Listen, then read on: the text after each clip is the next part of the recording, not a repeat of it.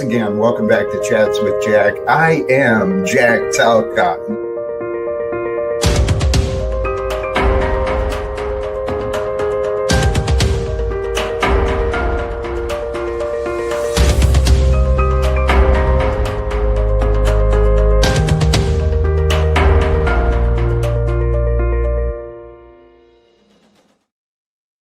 And greetings, blessings, salutations, and love. Once again, welcome back to Chats with Jack. I am Jack Talcott, and I tell you what, happy Wednesday to all of you swinging through already. Those of you who find your way with me later, sincerely, it's truly appreciated. And today I'm feeling good, man. I'm feeling good once again. And the stream title today, Finding Space for Goodness to Grow.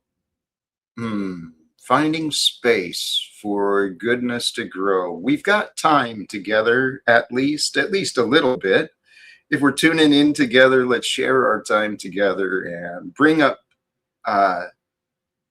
space for goodness to grow with us, through us. In the background is the message of peace, of course, and some observation. It's simple, it's obvious, really. To live by the Holy Spirit, you've got to create space for the holiness to move through you. And what we were shown through the example of Christ, Yeshua, Jesus, the name that you know, what we were shown through that story and his choice to die as he did was a life of selflessness, right? A selfless life when you're not selfish, afraid for yourself, angry because of what you think. When you let go of all those things and you become selfless as you be you, without worry, right? That's when you know the Holy Spirit is with you, when you feel that peace of being you, and you feel a comfort just kind of settle within you. I don't know how else to describe it. It's just a sensation and a feeling of being safe. Because when you can feel that sensation of being safe and feeling there's everything to trust in this moment, right? In that peace, that's where the comfort of the Holy Spirit is really known. That's where you can be joyful and patient, creative and kind. It's where you can move with a little more grace than when you're all uptight and gotta defend yourself. I played that role. It gets old, man. Don't you get tired of fighting against others? Don't you get tired of seeing others fighting? I mean, hey, if you're tuned in here, you know. People argue.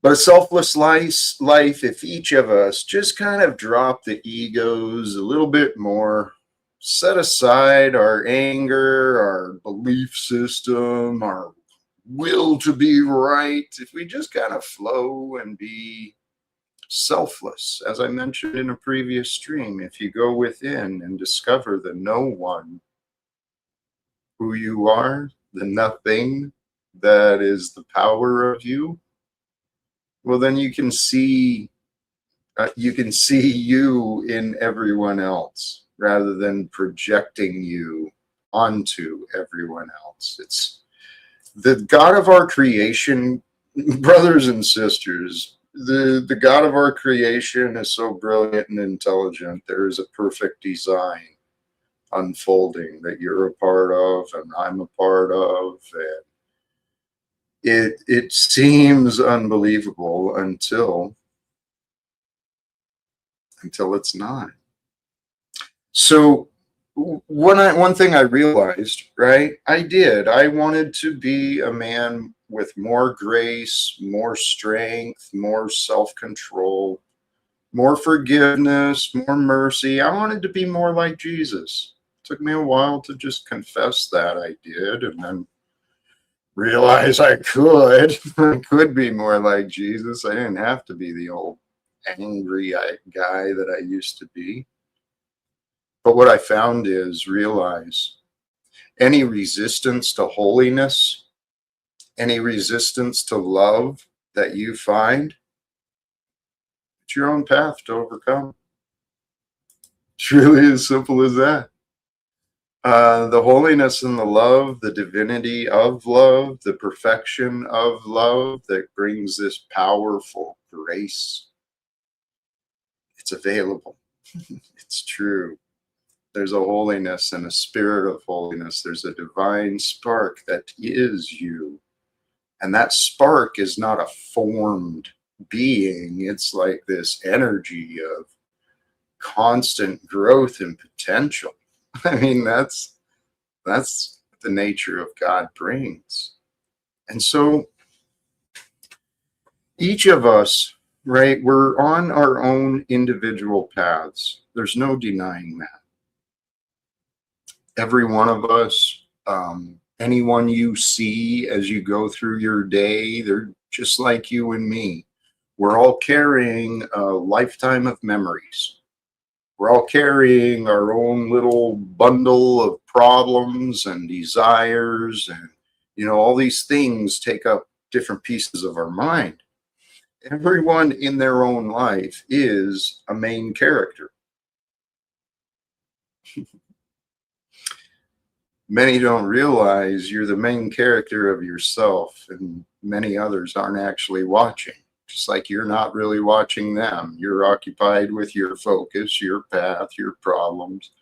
Occasionally you might find someone and find something to talk about, but the reality is it's not the others that you should be worrying about watching you. It's you. You should be watching you because the angels and God are watching you. Trust in that. They want you to succeed. They want you to become. They want you to live. They want you to find joy. I'm confident in that. That's what goodness does. And I trust our God is the giver of goodness. That's how I know. That's how you know love and truth. It's through this powerful goodness that transforms your life. That's what happened with me, at least. But there was something else I heard earlier today, and this is just a perfect analogy too, regarding my goal of being more like Jesus, following his way. That's all I'm doing. I'm following what he said. But we get a lot of opinions about what Jesus is or is not or was or never was. There's all sorts of opinions, and people love their opinions. Oh, baby. But the reality is, if the messenger becomes more important than the message, you've already lost the message. So we can go to the past and look at the example of Jesus. I think the name and structures left behind became more important than the message of love your neighbor, offer forgiveness, seek mercy, right? Sharing in compassion and generosity. I think those messages were lost as people idolized the messenger. And then we can go to modern day Babylon right here in America, right? Donald Trump. Many people think Donald Trump represents America somehow. And I guess he does. But when that messenger of America becomes more important than the true message of America, we've got a damn problem.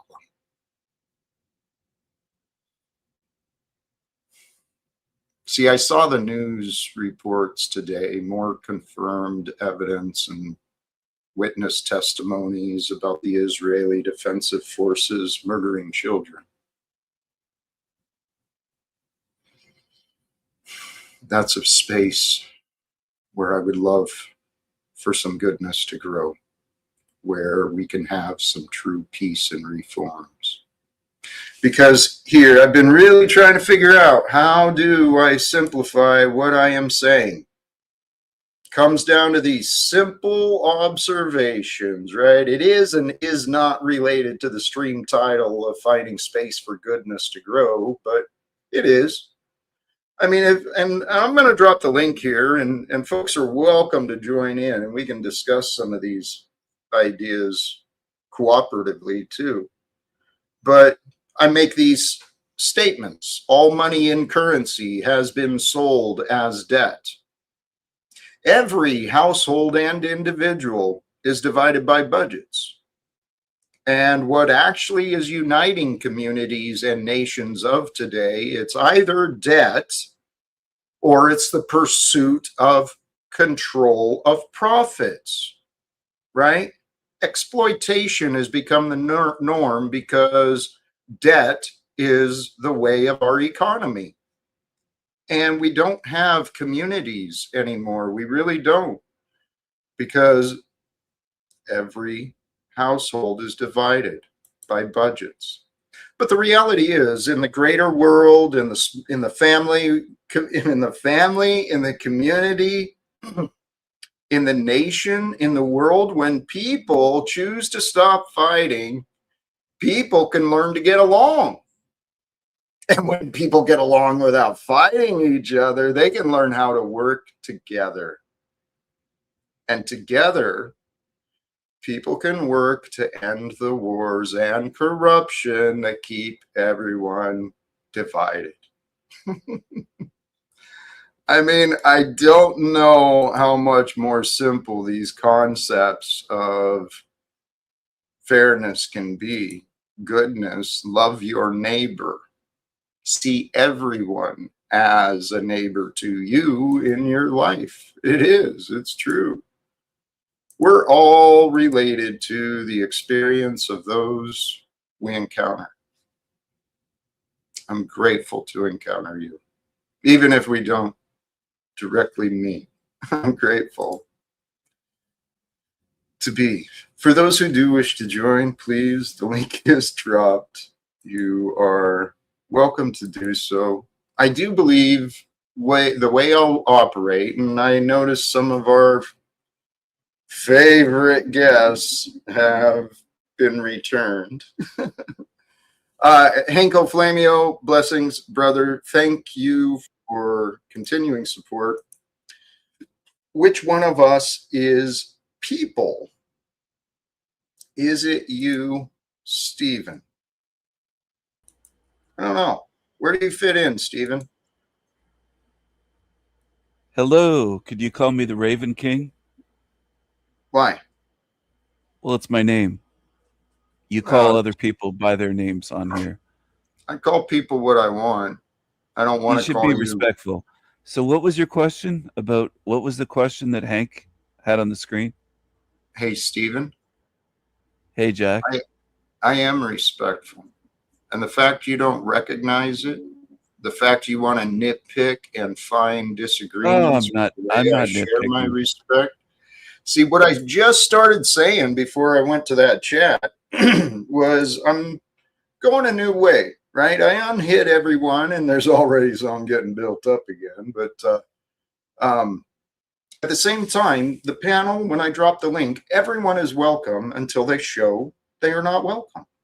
And so with that, a much better odds. Welcome back, brother. How are you today, Denizen? I'm good. I'm dodging work responsibilities and procrastinating with you today. Well, I might leave before the stream is over on that note. That's fair. And I appreciate that. Hopefully I can find something that gives you a little value so that your time is well spent. That it's a good choice, right? And you weren't just wasting time procrastinating, right?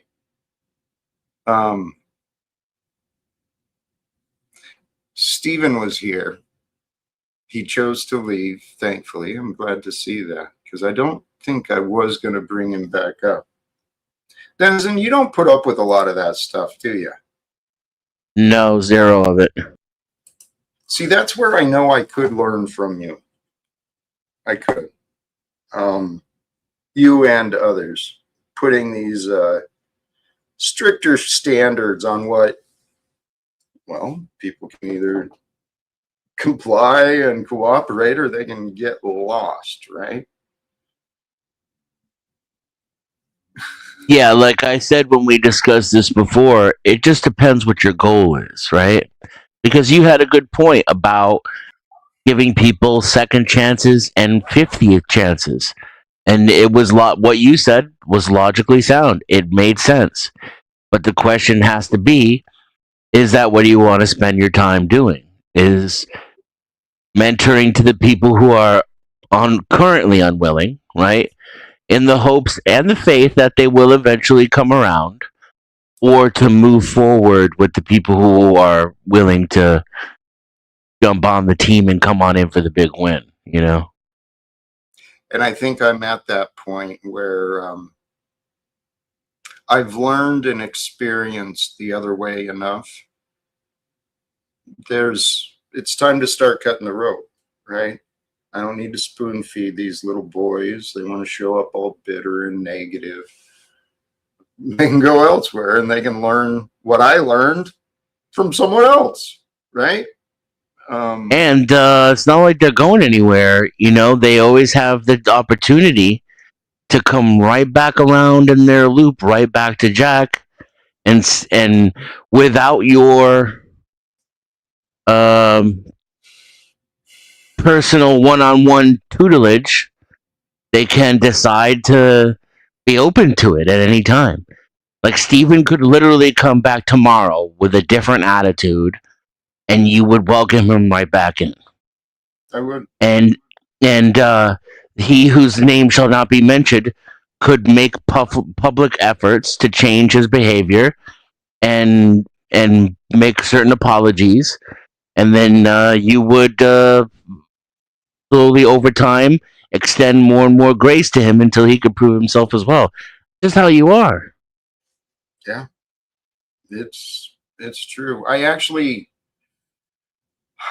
I think I always look for the silver lining. Where's the lesson? Where's the good sign in what's going on? And the fact that I attract so many bitter bitches,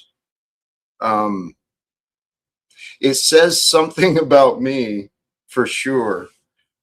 But one of the things I think it says about me is they know they're safe. They know they can attack me and they're not actually going to get hurt, right? I'm not going to be vengeful. So, and a lot of bitter people, they don't get a lot of mercy. So for me, for them, I might be even more triggering because it's different than what they're used to. So these are just thoughts. I don't know. I agree. I think there's some crab in the bucket syndrome there too, right? Because how dare you be a bitter bitch, which you admit that you are, but you're trying to actually be happy and better, right? And so people don't like that shit. Junkies don't like when you stop using, you know? Mm-hmm. And I heard this elsewhere recently. When equality is imposed or offered to the privileged, they can easily find offense, right? And a lot of these people, especially men, they've lived a life where they've gotten away with bossing people around. I don't do real well with that shit.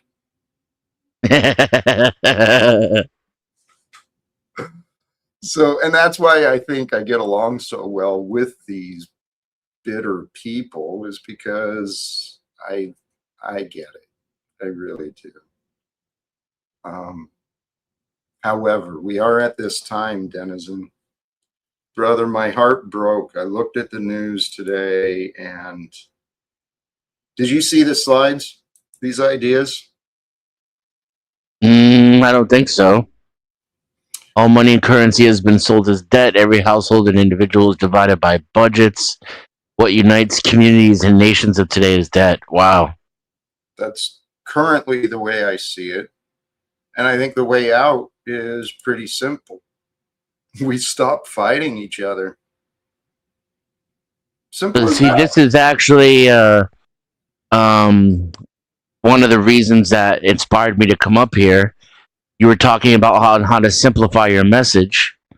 And I was thinking I would challenge you in the way that most of your detractors do, which is to ask you if and how you can work on making your message more complex when people actually interrogate you to solutions, having actual long, well thought out, complex answers to actually solve problems.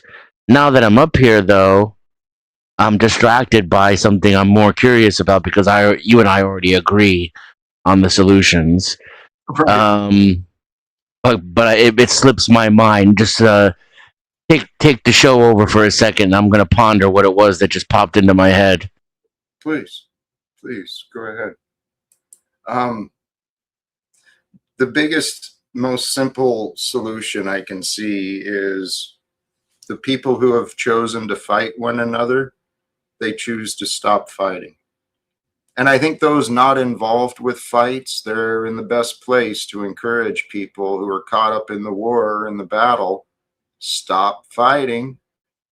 Because really, this is kind of what I want to discuss with the men and women of Congress, to be honest. What's happening in our world today and in the American politics, the American economics, it's not good. And we've got these bloviates, let me not use that wrong. We've got these politicians and speaking heads on the media trying to gaslight the public into believing everything is great. But if people, not if, when good people unite together with the purpose of ending corruption, corruption doesn't stand a chance. All right, modern men lost again. What else unites countries other than debts? The World Cup. Athletics, sports. Tribalism, competition.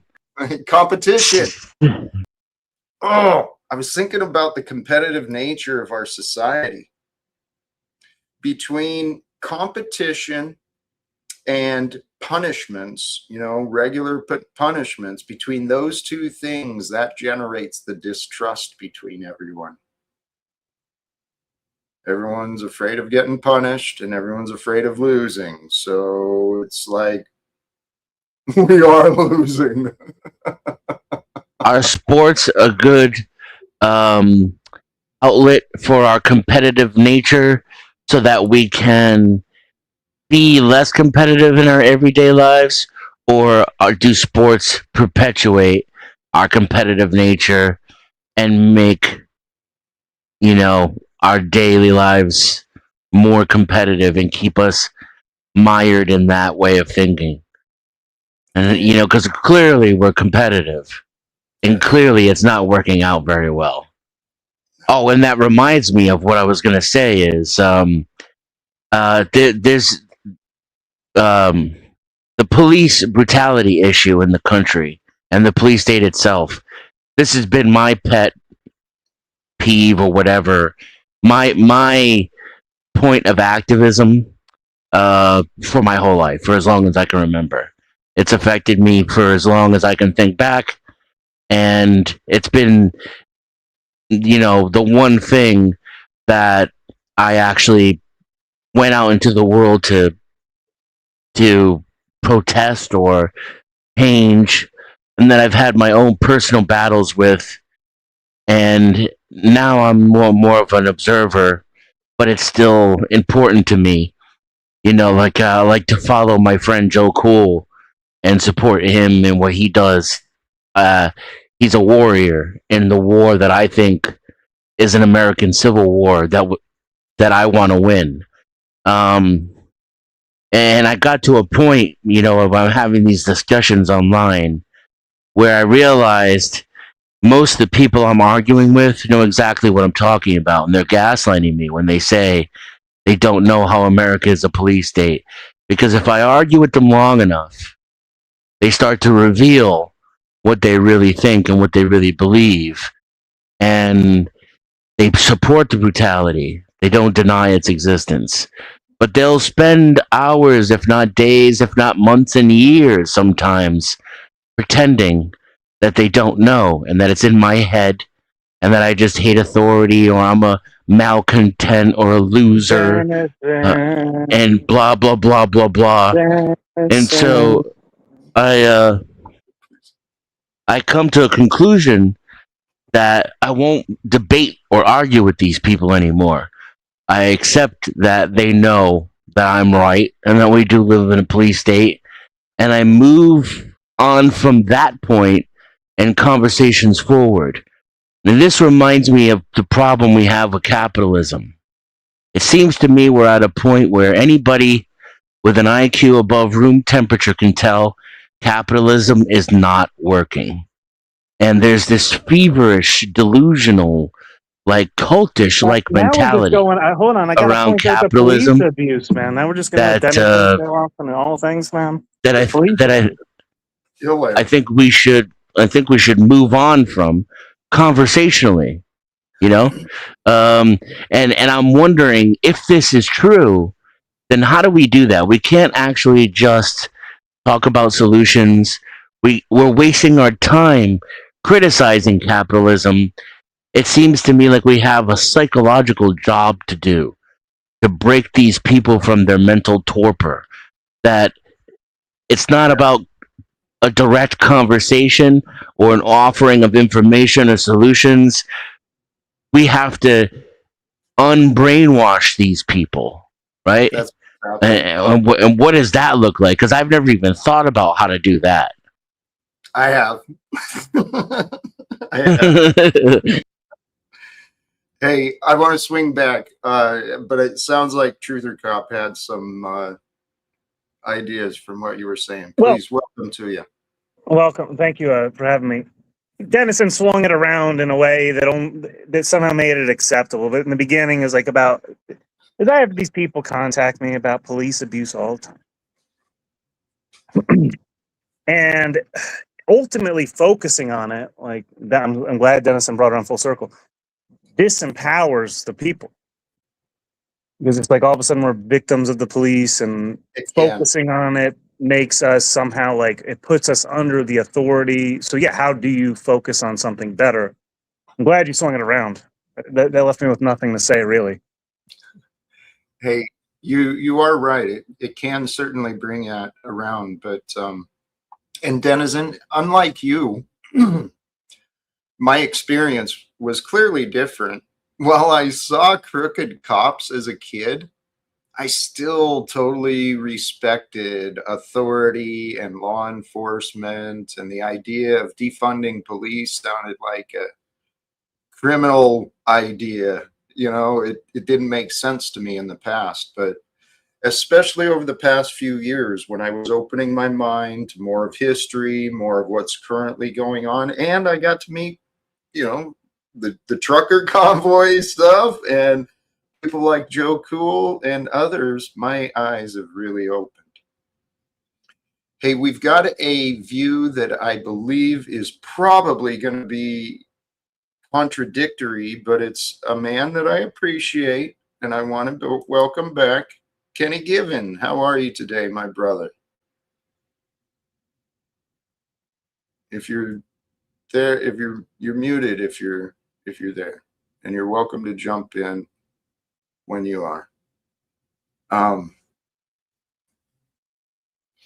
This idea of capitalism and what's the term where a victim will start falling in love with their controller? Stockholm syndrome. Talcott syndrome. Not Talcott. No, Stockholm syndrome. I believe that's what we're experiencing here, especially in America, the open air prison where people. Yeah, there's a little bit of that. You have to like appreciate your employer in order to get along in this system. Where's the cult? I wish Jack was a cult leader. If Jack was a cult leader, there'd be a cool place, a commune where we could all live for free, and maybe we'd start changing some minds around this place if there were a bunch of cult followers.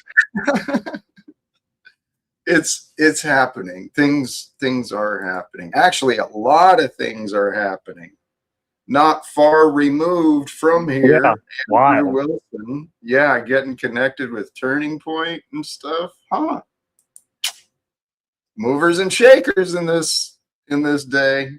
But You remember when Rachel came on here and you threw her backstage? When she got wrecked by Talcott? Oh, that was awesome. I still want to speak to that man. I still want to speak to Andrew Wilson about the behavior of his wife when she showed up here. I don't think he's intelligent enough to keep up with it, Jed. That definitely was not very like Christian womanly. Well, Absolutely not.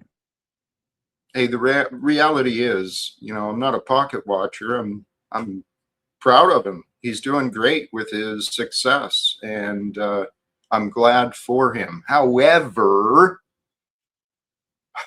he's got a talent that he could be using for greater purpose, right? If he actually walked the walk of a Christian, kind of stopped worrying so much about the patriotism part, I think he'd do a lot better job of representing what is intended to be Orthodox teachings, I believe. I could be wrong. Maybe the church doesn't intend to teach what Jesus taught. I don't know. I'm not an Orthodox like Andrew and Jim Bob. What do you do when your institution is against you? Like, I was talking about this in a very different way the other day with Star Trek. Star Trek has always been doomed to be owned and produced by companies run by people who hate Star Trek, who don't like Star Trek. And so like the worst like tendencies of the series and the show often get pressured to the forefront whenever a new Star Trek project comes up. What if like Jesus is similar in this way, where the church itself is antichrist? I can make that case in many ways. Not the entirety of the church, but many of the structures and doctrines, teachings, I can make that case very easily. And it makes sense too. In the battle for our spirits and our minds, you take good teachings, you take good ideas, and you corrupt them. That's what the devil does. And I actually hear another so simple observation. That which divides regarding people, that which divides serves evil. Goodness is what unites people. That's the message that Jesus brought. Love our neighbors. Except for he came to divide. Now, I've heard Tommy quote that against you too. So I kind of get what you're saying, but in order to bring people together the right way, you got to break apart the broken bonds and then reestablish solid connections, in my opinion. Wow.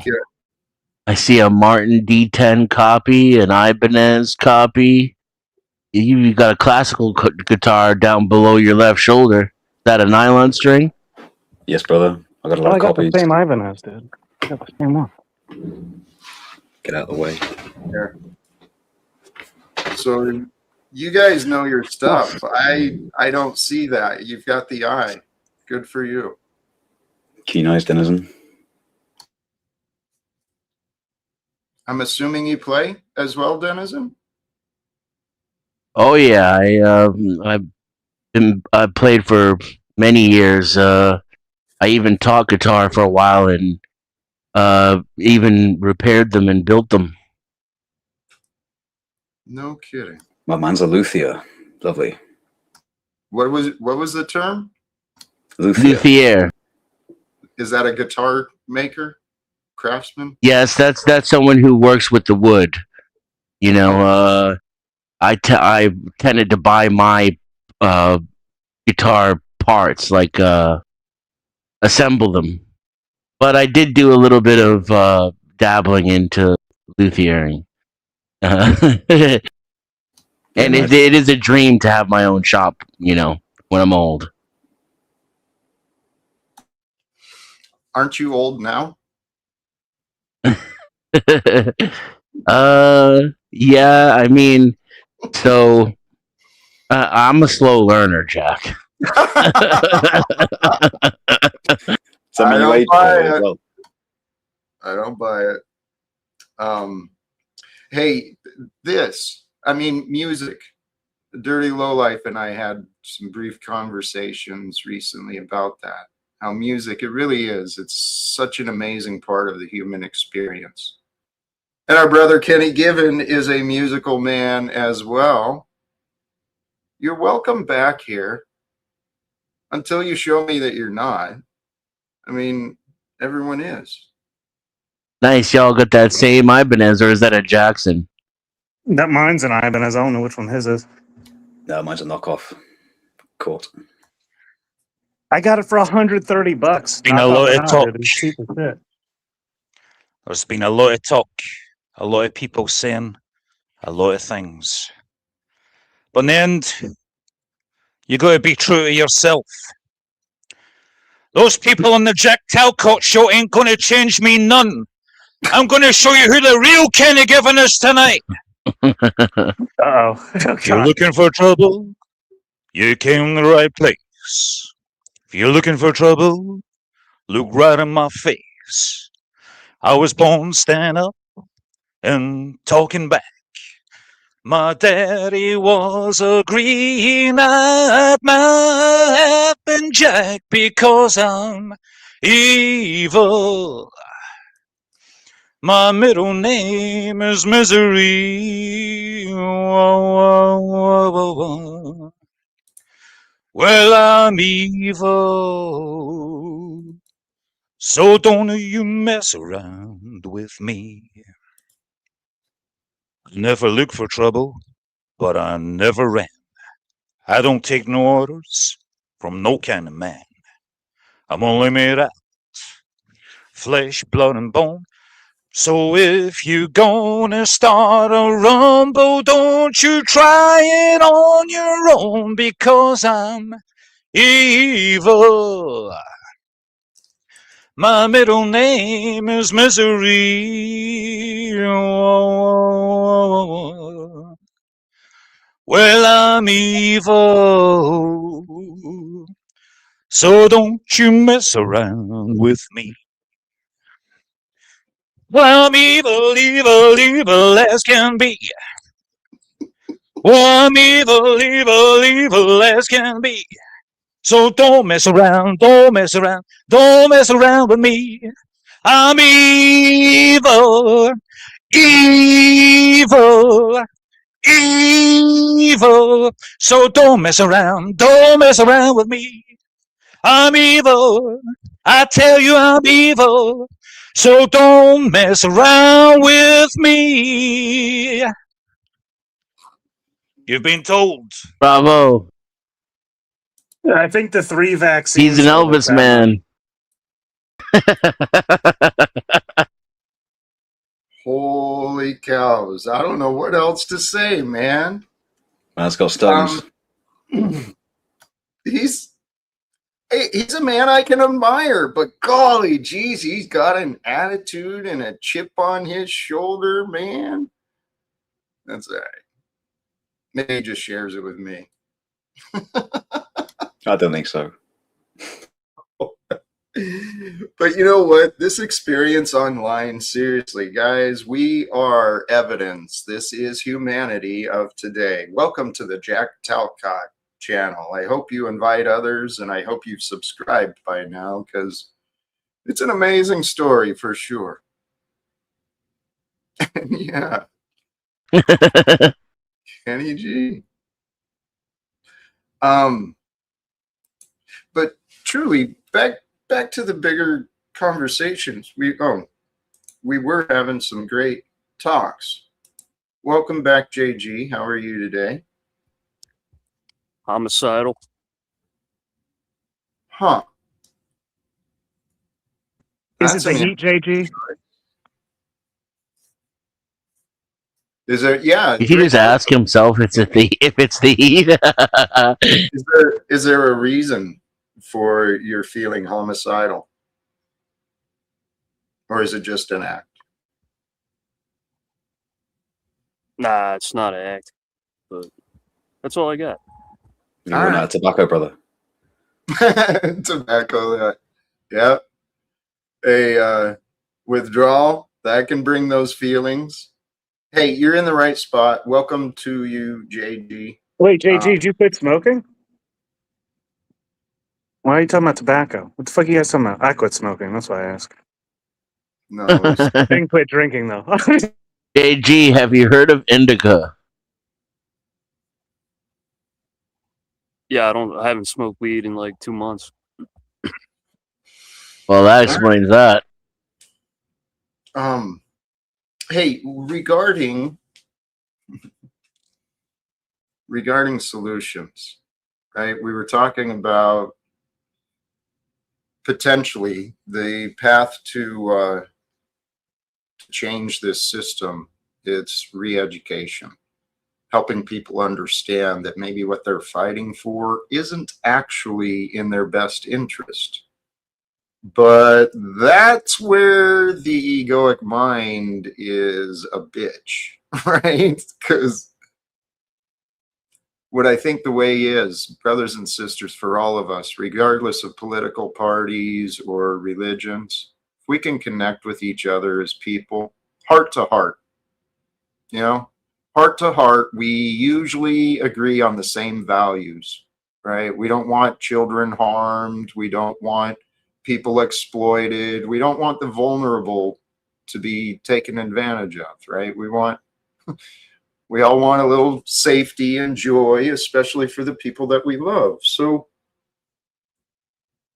how did we end up so divided to this point where there's been a lot of talk about civil war again? Because I think it's a. Go ahead. What were you saying, JG? The real people are pissed off. All the people that have had their empathy killed off, and they're climbing the corporate ladder. They don't care about shit. But the real people, they still care. I've seen a lot of unsuccessful people who are dead in their hearts as well. They don't care, they're suffering, so they don't care that someone else is suffering. It's not just the wealthy, it's everybody. We do have, no, kind of what I think Denizen was pointing at. Part of the way we're designed, our cognitive abilities, we create these blinders for ourselves, and then we can't see beyond our divides, right? And this is where it's going to take some intentions, but if we can get people to stop fighting, we can understand each other, and if we can understand each other, we can get along, and if we can get along, we can work together. I've worked with all sorts of people I didn't like. I know we can all do that in some ways, right?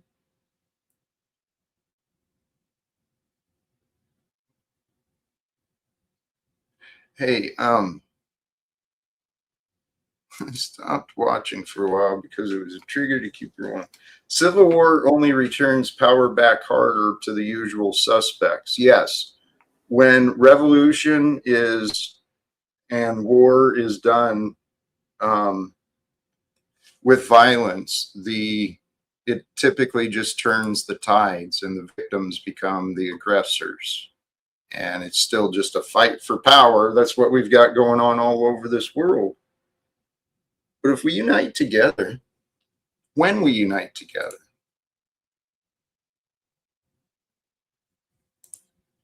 this Why it is not already this way makes me question what is going on with people. I mean, how do we allow this corruption to continue? In the old days, the old labor folks, well, they got attacked by the bosses too, but you know, I think if things don't change, there's going to be more people showing up at officials' houses. That's not a good way for us to move. Is What do you that guys something think? you think about, Talcott? Do you think about showing up at a politician's house?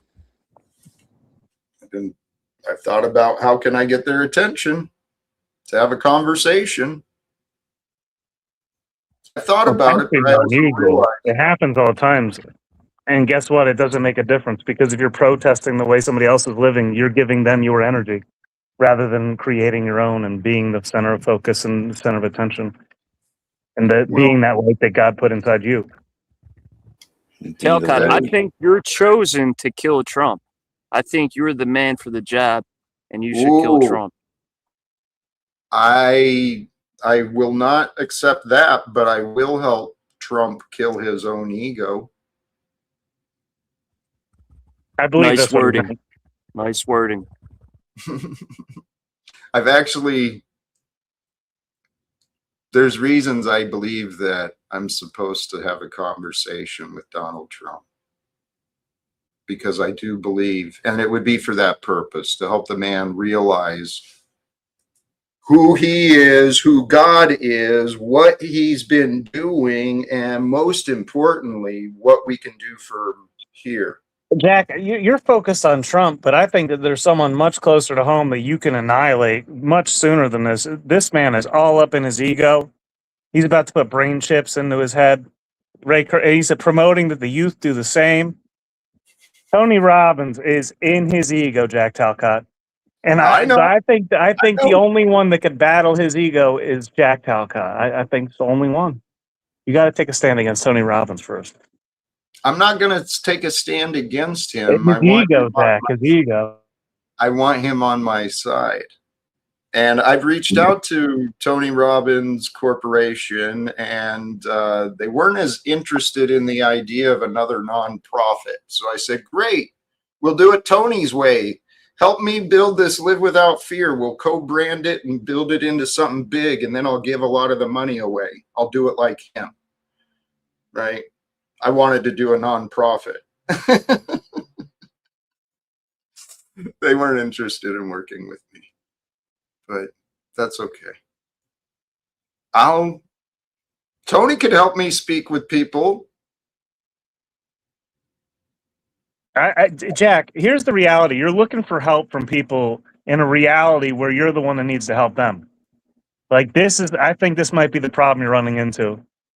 No, actually, I learned this from Tony Robbins, right? Successful people, they're not afraid to ask for help.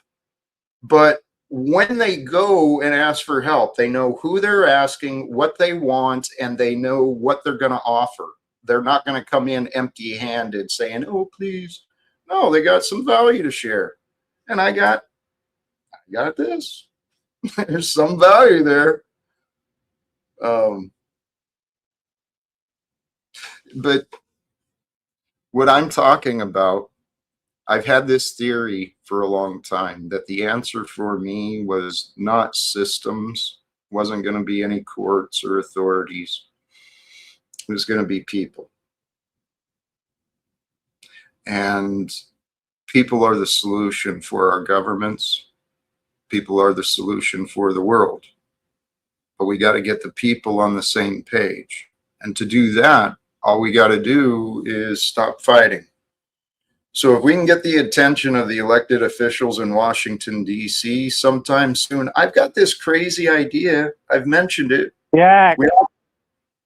Oh my God, Timo just put it in the chat. You versus Tony Robbins on Andrew Wilson's TPUSA debate stage. I mean, imagine the optics, Mr. Talcott. And it's not even that far out of the question. I could do that. Actually, I was trying to consider I'm considering a lot of ideas every day. But really the idea in front of the members of Congress is to remind them, put aside the Republican and the Democrat, put aside the party hats, right? It's time to figure out how to come together, work together for the purposes of saving lives, saving children. And kill Trump. I don't promote the murder of anybody. What if you're not thinking big enough, Jack? What if you're thinking inside America? That's Take it to just the rest of the world. brother, that's just the start. This is what I realized. If we can work on America, I mean, just like an individual healing themselves, let's bring these principles of healing that work on the individual to the national level, right? And we can heal America very rapidly and quickly through intentional reforms. And at the same time, I got faith that people can do multiple things at the same time, right? We can prioritize and get many different directions accomplished as long as we're on board. But we've got everything we need. America can lead the entire world into peace and reforms. We can make this American experiment of freedom successful instead of profitable. We don't need more billionaires in this world. We need more fairness. Isn't it interesting how like these politicians are kind of like proof of God's will? It's like Trump is hated by how many people around the world, and somehow he just walks around talking, doing his thing. See, mankind has evolved. The world is not, in some ways, it's not near as dangerous as a lot of people want to think. And in other ways, it's far more evil and sick than a lot of people think. It's both. But the vision I have, seriously, the more I think about what I'm doing and saying, what I did is I took what I learned from the modern day. It aligned with what Jesus said. So I committed myself to that. I am following the way of Jesus and the way I live and with my goals. I'm not him, but these ideas feel right. They completely feel in line with the teachings of Christ and in line with the prophecies. The belief that God will allow mankind to choose to end the wars, to set the truth free, so that everyone can know. All right, easy on the Jewish stuff, Jack. We see you're a slave to a page. Well, listen, JP, I'm going to prove to you that Jack is not Jewish at all. It's like people talk about all the time. Why didn't people go back in time and kill Adolf Hitler? Well, because it was God's will that he would do what he had to do. Mm-hmm. It resulted in a lot of developments in science and psychology through the studies of what had happened in the past. That's how God works. Knowledge is built upon knowledge, right? We are built upon the past. If we don't learn from the past, we just walk around dumb and stupid and just keep repeating what other people told us. That's you. No, not anymore, brother. I admit I used to play that role. I did. That's you. You make a lot of claims, my brother. Can we, Jack, let us all get you with it for one. You just brought up the Jewish propaganda. You just brought up the Jewish propaganda talking about Jesus and the way of Jesus. And now I have this faggot Jew trying to talk over me. Faggot Jew. A faggot Jew. Is that like it's like a Pikachu, a faggot Jew? Actually, this is a perfect example of what I pointed out earlier. If the messenger becomes more important than the message is already lost. You don't see the message because of your tainted view on how the message was shown to you. Please don't do that. Okay, that's what it is. The Jews killed Jesus, dude. Nice narrative, Jew. But there's also like this. JG, you're ridiculous, dude. Oh my god. Well, throughout time, it's really been people kill people. And they don't need to do that. And we don't need to continue having, we have a society where legally people are paid to kill people. That's sick and twisted. That serves evil. Let alone the people paid to kill the animals. Welcome back, Chickpea. How are you, my dear? Jack. Yeah, I'm all right. Hello, Chickpea. Hello, Chickpea. I've come to see DLL's budgies in the shower. You know he's got The budgies. Jews didn't kill Jesus. The Romans What? did. Says the Jew. You know Andy's a Jew, right? Well, that's true. Yeah, I mean, it's kind of like Roman days still now. So, like, The they're still Jewish the Romans troll. from the world in a way. But not really. JG, if I was Jewish, I'd have money. Andy's a Jewish troll. The name callings, I mean, names only Sorry, help. he's a Muslim troll. Now I'm a Muslim. That's right. I keep it going. Ah, I don't think he's a troll at all. I really don't. I think he's a pretty decent guy who shows up and he's on a search. He's been investigating, learning. He's done a lot of looking into history in the past. So I actually respect Andy quite a bit, yeah. And you know what? If you actually read the Bible, you may know some different things too. Oh, I came At on the to end push of back the day- against that. Oh, Sorry, sorry, keep brother. going, mate. No, No. you haven't talked in a while. Sorry. I was going to say I came on to push back against Denison a little bit, but I think he's gone back to work. He's talking about capitalism being the problem, and I think you, I, and the panel and the chat live in capitalism, but I'm not sure everyone does. If you look at 2008, bailing out all of the banks that defaulted doesn't seem very capitalist to my mind. It seems quite socialist to maintain a system by quantitative easing that clearly doesn't function. And it reminded me of what you said just after, Jack, of the ego putting up these blinkers and barriers to just allow the individual to see what they want to see at the time that it's useful to see it. So I suppose that's a long way about saying, how do we go about taking these blinkers off and seeing what is rather than what's prudent at the time or what's pragmatic, you know? That, my brother, is the question that each of us, if we can find that answer individually, how do we see?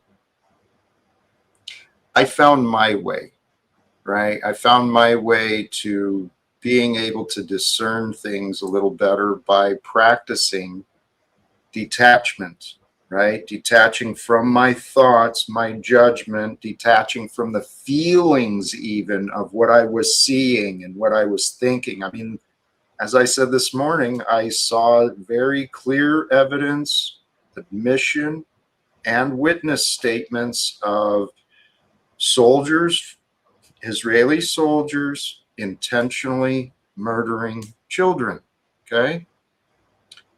That can be pretty an emotional thing, right? But it's a part of the reality and something that I felt I needed to see to remind myself of why I'm doing what I'm doing. I keep I coming mean, back. emotions are tied to so much too. Because it's like, well, that's what I was trying to say earlier about when JG is going on about the Jews killed Jesus and you're Drew. It's like, and then now you got the chat spiraling about whether Jesus is real and this and that. It's like there's stories that divide through hatred, and they cause individual to like hate parts and aspects of themselves and the truth, which means the people around them, and you know, a lot of people around them, like it causes inner darkness. hatred. The hatred shines, you know, to people when you're talking about this shit. It shines in its own way through darkness. And it's sad that it tears so many people apart. And that's what is spreading. It's corruption through hatred, through lack of empathy.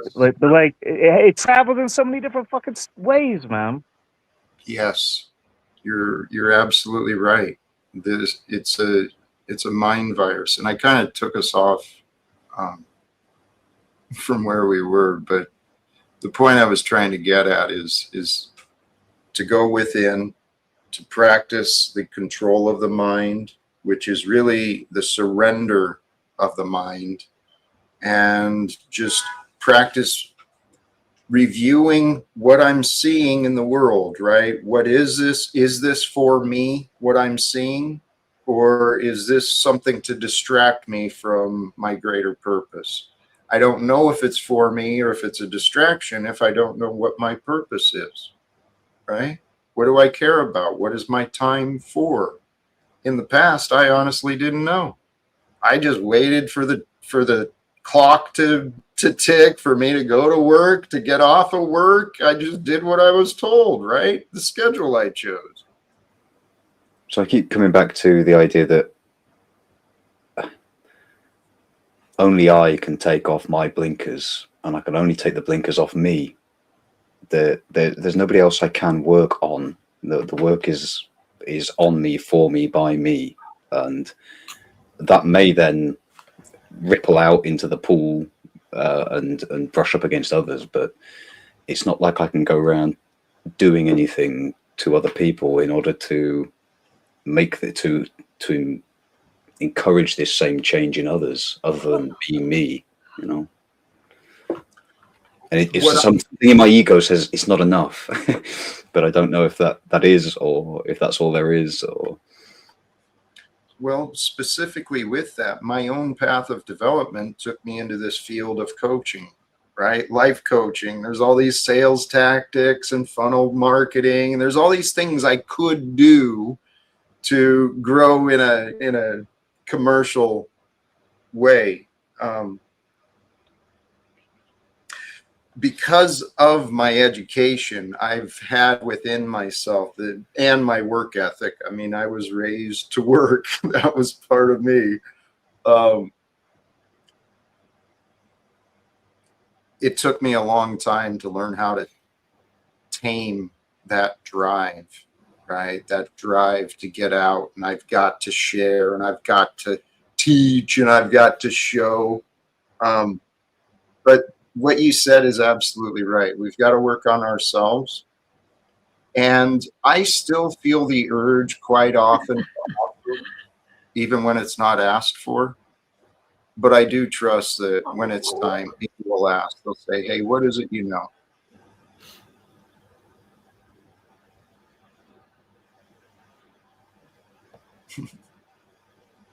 Yeah, something in me knows that I can't go around and do anything on the external. I mean, I can do physical, mundane things and change my immediate circumstances, but it pales into insignificance in terms of healing me, basically.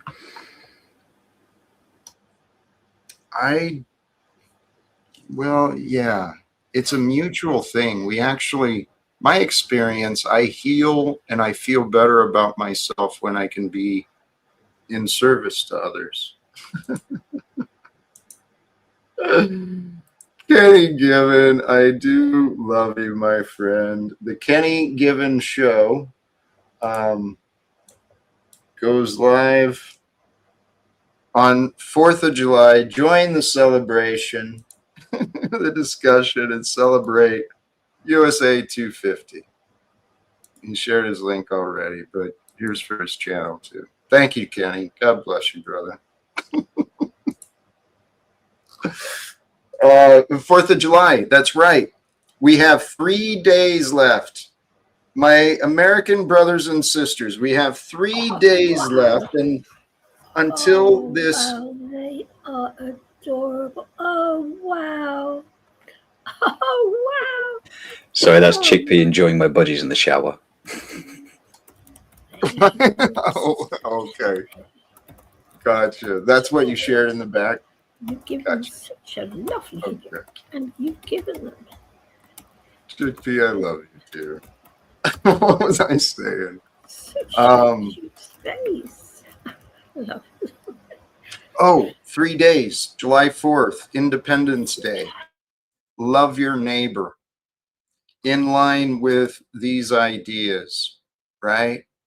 I have this incredible, I think it would be a wonderful way if some way we could, by the 4th of July, change the way that America interacts with the rest of the world. And this is what I'm talking about. If we can get in front of, if we can get control of the way our government is run and we can get these reforms started, Independence Day can be celebrated through the entire world. Independence, free from wars, free from this debt-based lie of a money system.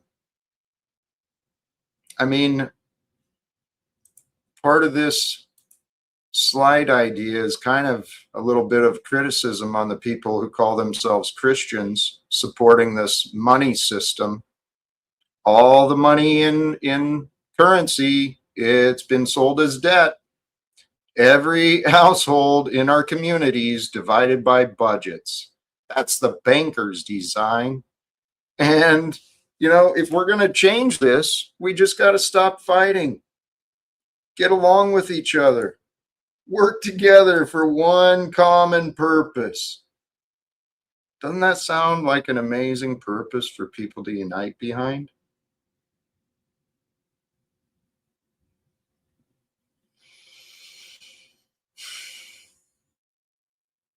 I'm losing hope that it'll happen by this day. But we'll find a way to share it. Freedom in this world is mankind's to claim. Well, you get that choice. That's the gift of being human. We get this choice every day. We get to do life however we want. And actually, Chickpea, I thought of you earlier when I was spending time, when I was scrolling through social media. There's another young man I follow, and maybe I'll find a way to share his link too. But there's another young man I follow. He's a vegan activist and he's a bodybuilder. He just won a competition with the intention of showing you can be extremely healthy and plant-based, and that's what he's doing.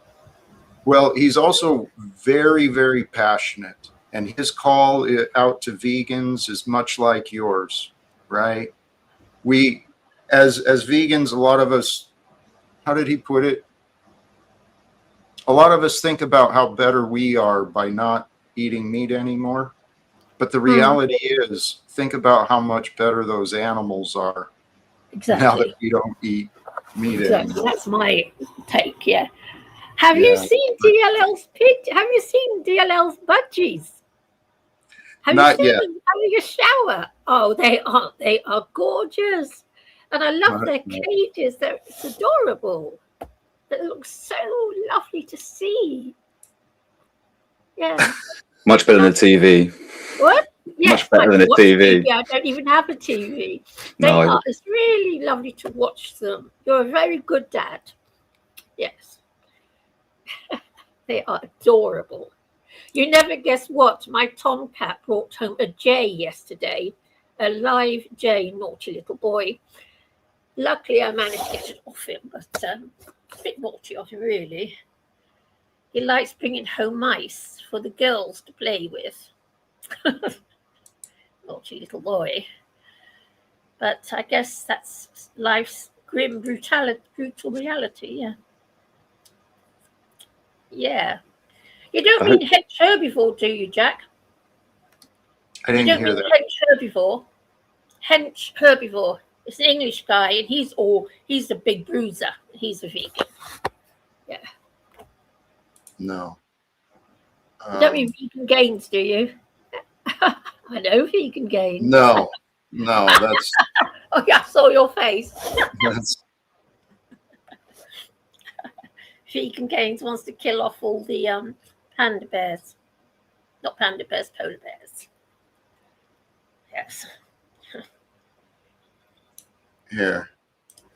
Actually, I don't think I'll play it, but I'll share the link here in the back for you. This guy, young man, Joey, I don't even know how to say it. Joey Billetich, something like that. All right. Very, very young man, very healthy.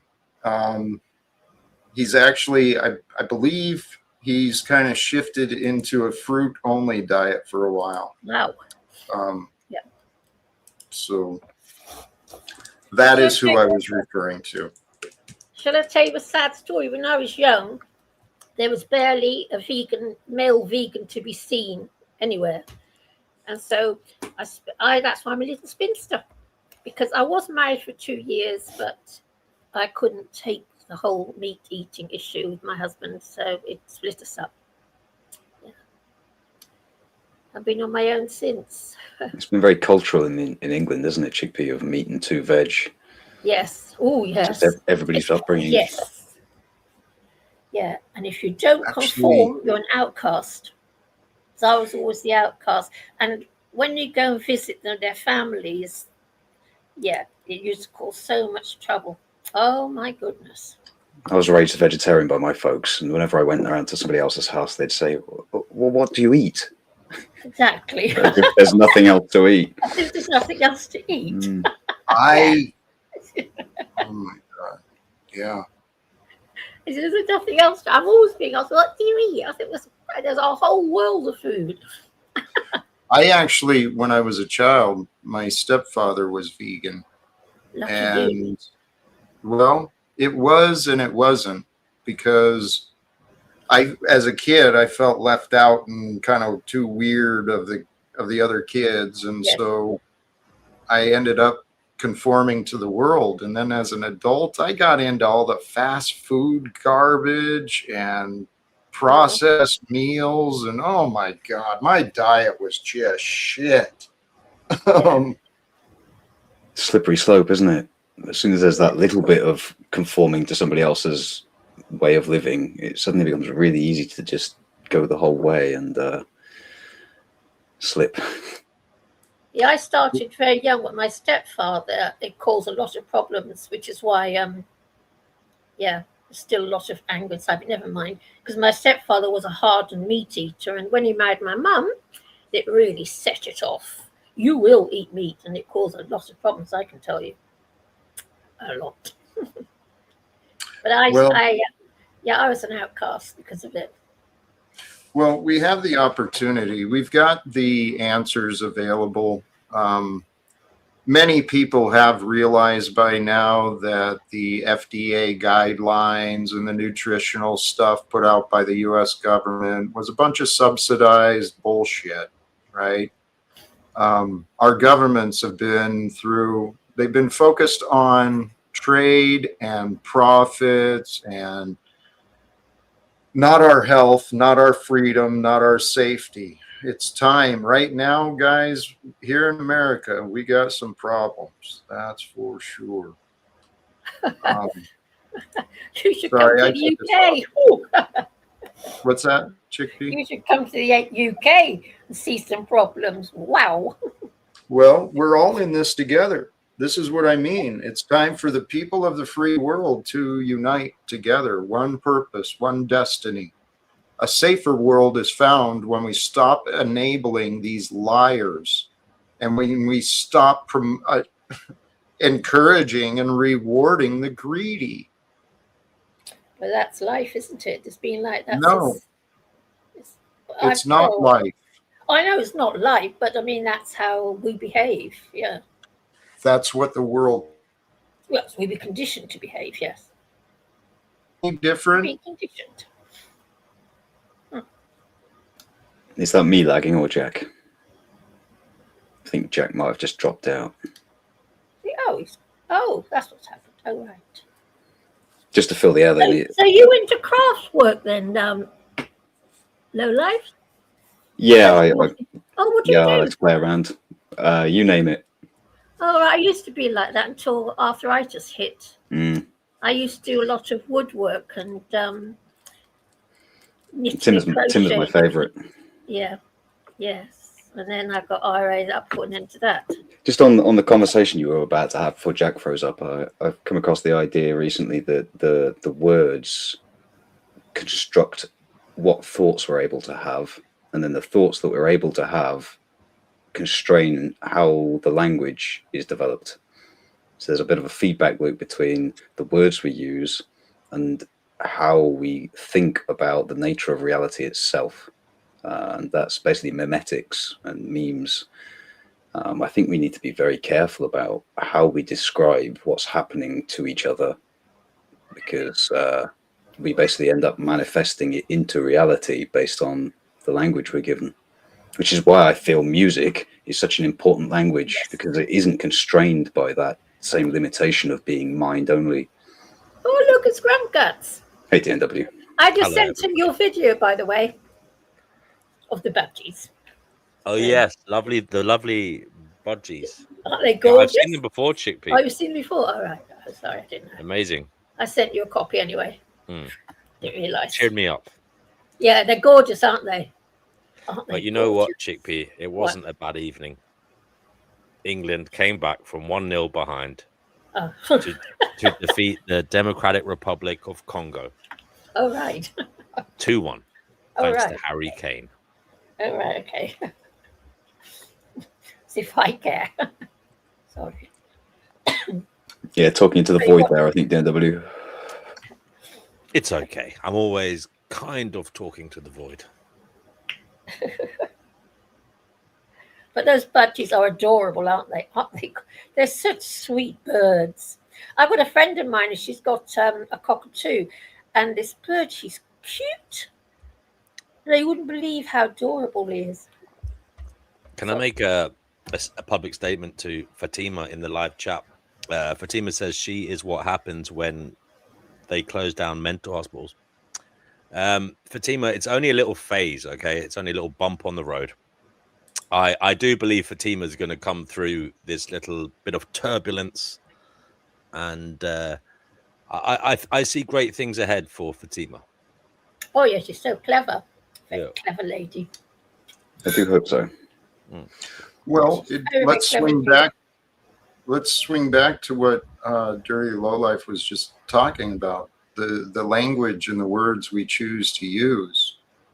The words we say about ourselves, especially, they talk to our nervous system. Our body is listening.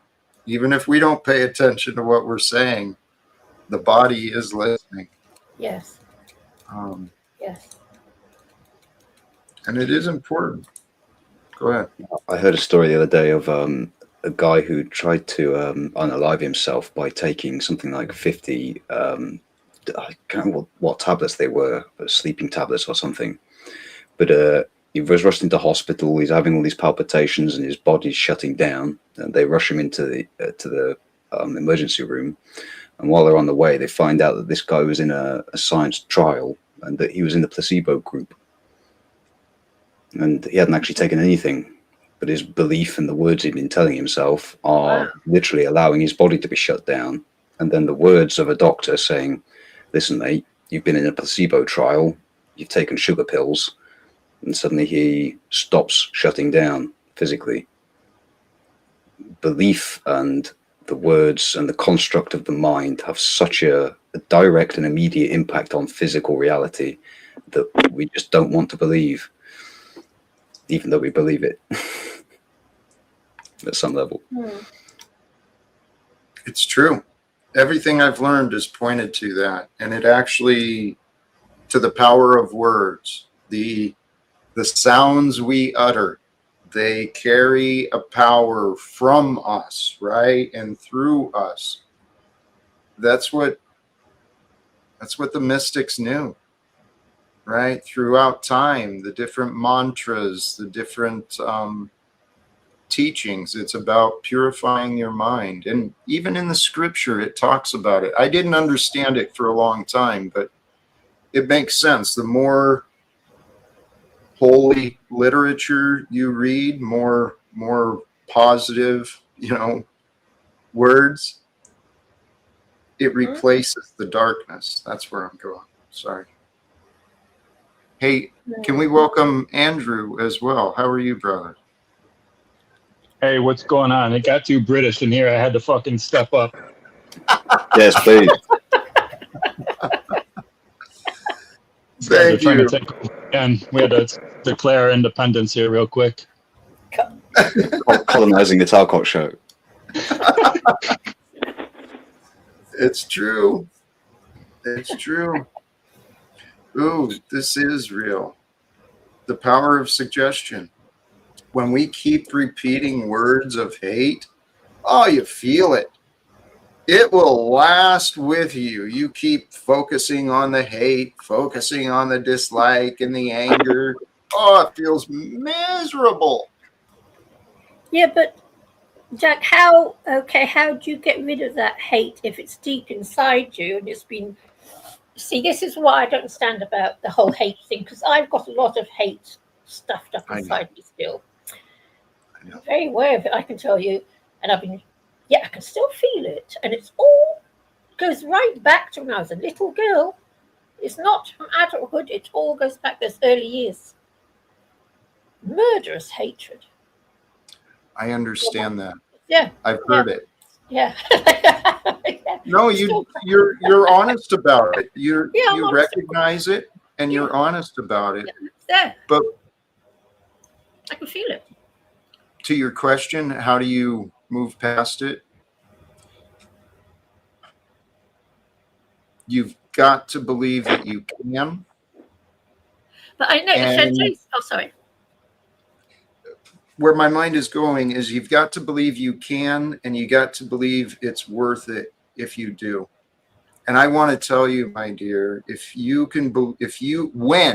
when you find a way to move past those feelings, and when they are starting to loosen up and let go, and you start walking away from those, oh, my dear, you're going to feel so much better. Oh, and I know you can do it. I know this is all towards my stepfather and my natural father. It's a long story. And first of all, started with my mum, got rid of all that very recently. Now it's all stuffed right inside my soul, stuffed deep inside. I didn't know it was that bad even. If I may make a suggestion. On Grumpy's show, lashing out. One thing I found, Chickpea, is that the body remembers. It remembers very well. Yes. Because it was there. And it doesn't just store memory, it stores memory locally within places and positions in your body. And if you can be still for a little while, you can actually, what I've found in me, I can ask my physical body what's going on, and different things will tell me different memories and different pains. And they often come one or two at a time. But it's allowed me to do a lot of unstitching of that work, and basically tell my physical being that now, where I am now, it's okay, and that isn't going on anymore. And I think that's the first couple of steps I've taken, really. Mm. I would say it's very particularly local to different places in the body, and you can ask. Yeah. I'm actually interested in learning more about what you found at some point, if you're willing, because I know there are a lot of techniques to communicate with the physical parts of your body and find these releases. And there's a guy I follow a lot, Aaron Apke. He's promoting lessons. That's the Jesus Way. That's the Jesus Way podcast. I watched that as well, Jack. I like that guy. He's another person that shares my views about Paul. Yes, I've learned a lot from him and some of the other people, some of the other guests he's had. Sorry to interrupt you. No, thank you. I appreciate the confirmation. He's a young man I truly admire a lot. And he's promoting a course that he has that I haven't investigated yet, but it's a way of asking your body questions and interpreting what the body is saying to you, right? I'm curious, and I've considered signing up just so I can learn what he's doing. But you know, speaking of courses, if you are interested in taking courses, you mentioned an interest into Dr. James Tabor. Dr. James Tabor also does very affordable paid courses as well, and I think he'd be an even better option than Aaron Abke. Thank you. Tabor is another one. We have so many amazing scholars, teachers, people. There's so many amazing people alive today, right? We're blessed. And if we can believe we're blessed, then you can feel first the peace, and then in the peace, you can really start growing the blessings, right? Finding space. Space is like a break from the chaos, a break from the fight, a break from the world around you. If you can create that break and that detachment and then find space with you and within you, the goodness grows. It's God's way.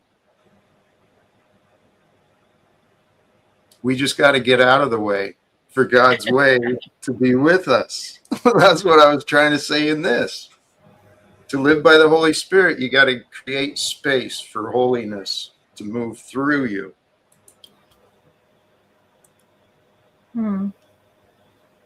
Very hard though.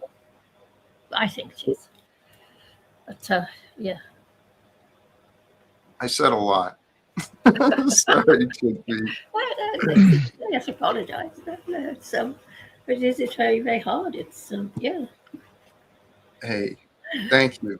Yes, if folks are willing, hit the like, share it, tell others there's this crazy guy here who really thinks it's time to change the world. Also, somebody give Keith a hug. Keith is really in need of a hug in chat right now. Somebody help him out. He's having a hard time. I think I'm that weak. What are you going to say about me? Talk about me, the weak bitch. No, he's talking about me. I'm a weak bitch because I timed Keith out for literally 10 seconds as a joke, and now he's like spurting out in the chat over it. It's a nasty little man. I don't like it. He must have his reasons, and I would like to say a prayer now, and I'm going to speak in tongues. Okay, I don't know what noise is going to come out because I'm going to speak in tongues. This is for El Pero. Thank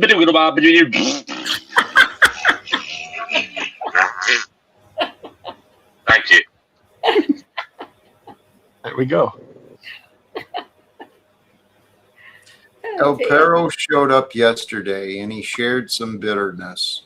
So he returned today with the bitterness, and it's not ours to receive. Where's all this love that El Pero's always talking about? I hear him talking about how we need to love each other, but he treats me like shit. What the fuck, El Pero? Come on. The man is he's a classic example of some, not all, some of these off-gridsters, these people who want to detach from society. Yeah. I say the opposite. I say get involved in society, be in society, become society. Don't run away. Don't run away from others. Join them. Lead them if you can. That's tough for people who are carrying around a lot of bruises, right? Where people have let them down or where they've hurt them. And so he's the way he is for a reason. He had to be tough in different places and different times. And he and I both, in our experience online, we've both been learning how to be more gentle. I might be a little. I think you're winning that one, Jack. I know it's not a competition. Life isn't a competition, but you're clearly doing something right. He should be watching you.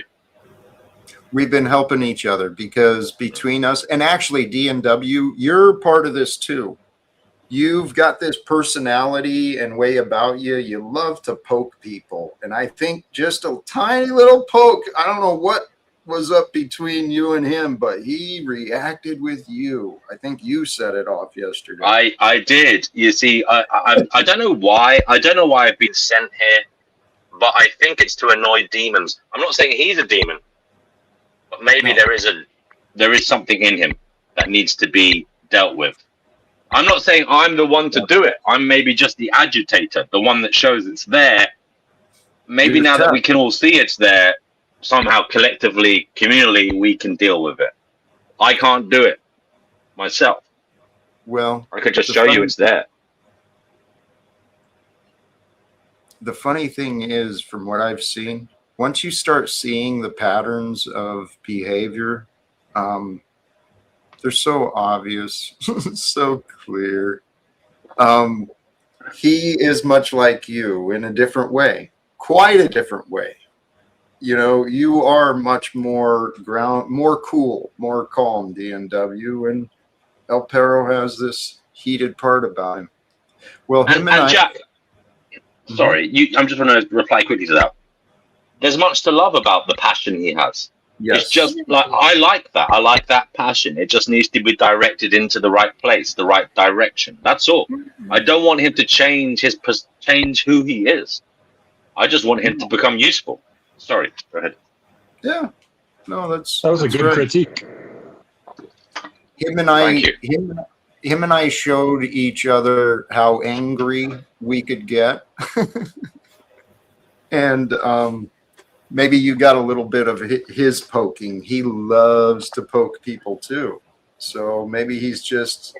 But he likes to poke animals and people. That's what I don't like about him. I can cope with the people poking, fine, poke your heart. But I don't like people doing what he does to the animal kingdom. Sorry. No.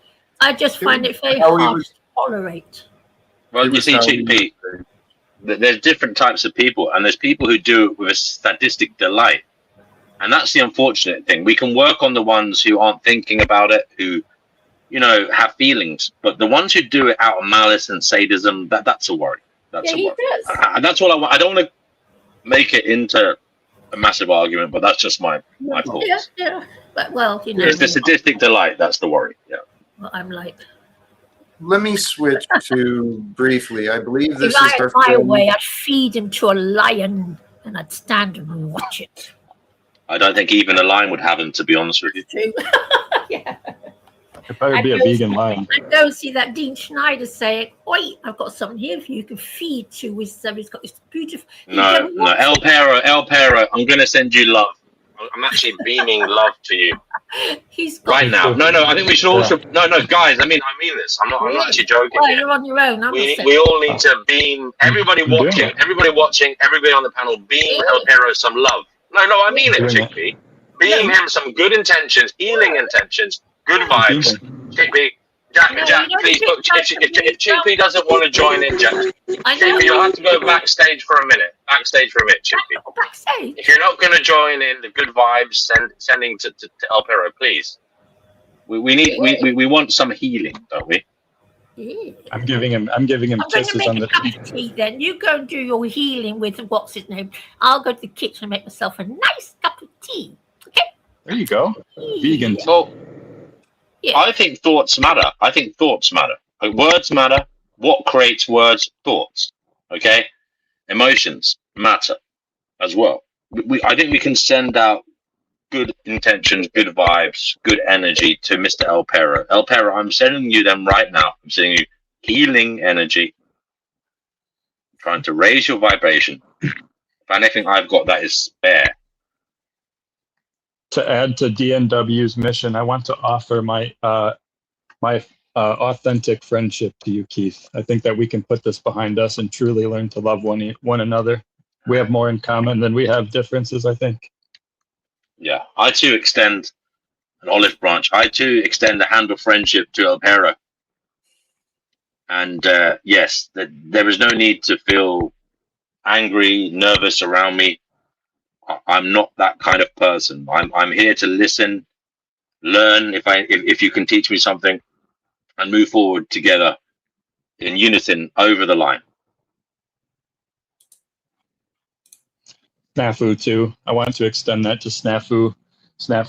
I think about you way too much to not talk about this. We need to bury the hatchet and be friends.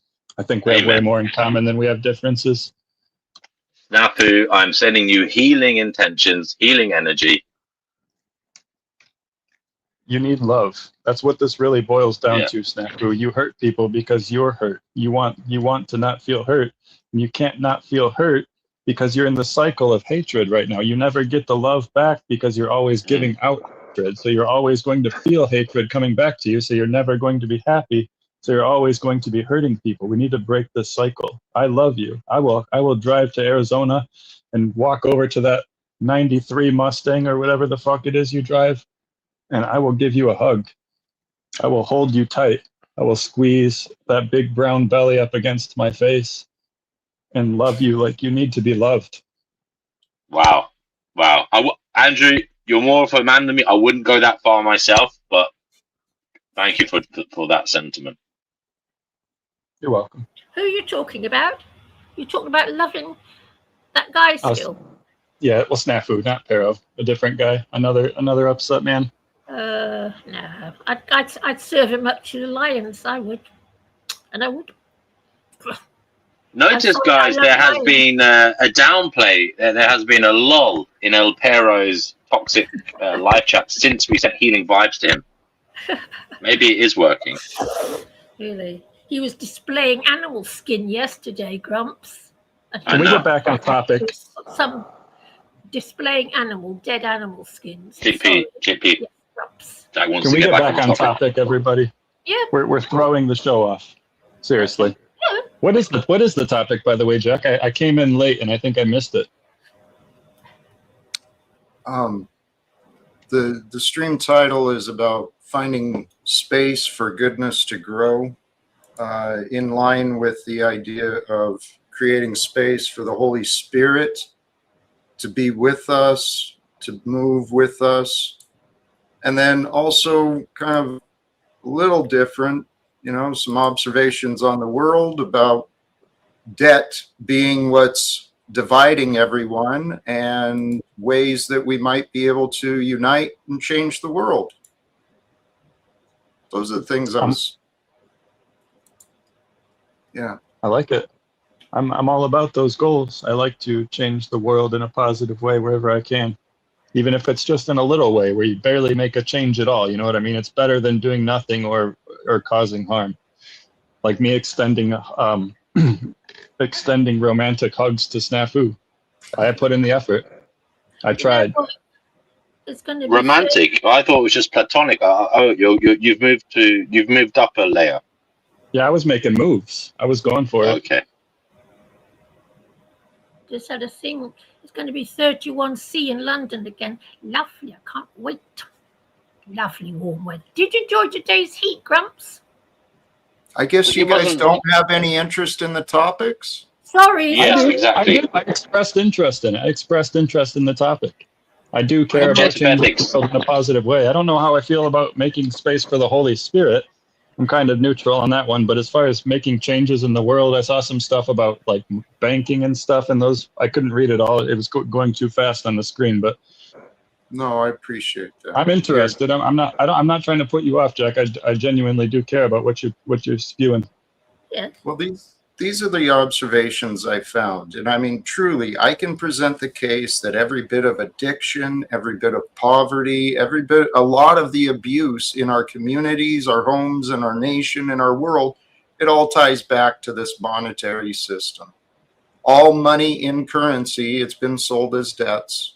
Yeah. Whether it's the local bank or the international bank, it's been sold as a debt, and every household is divided by budgets. We don't have communities.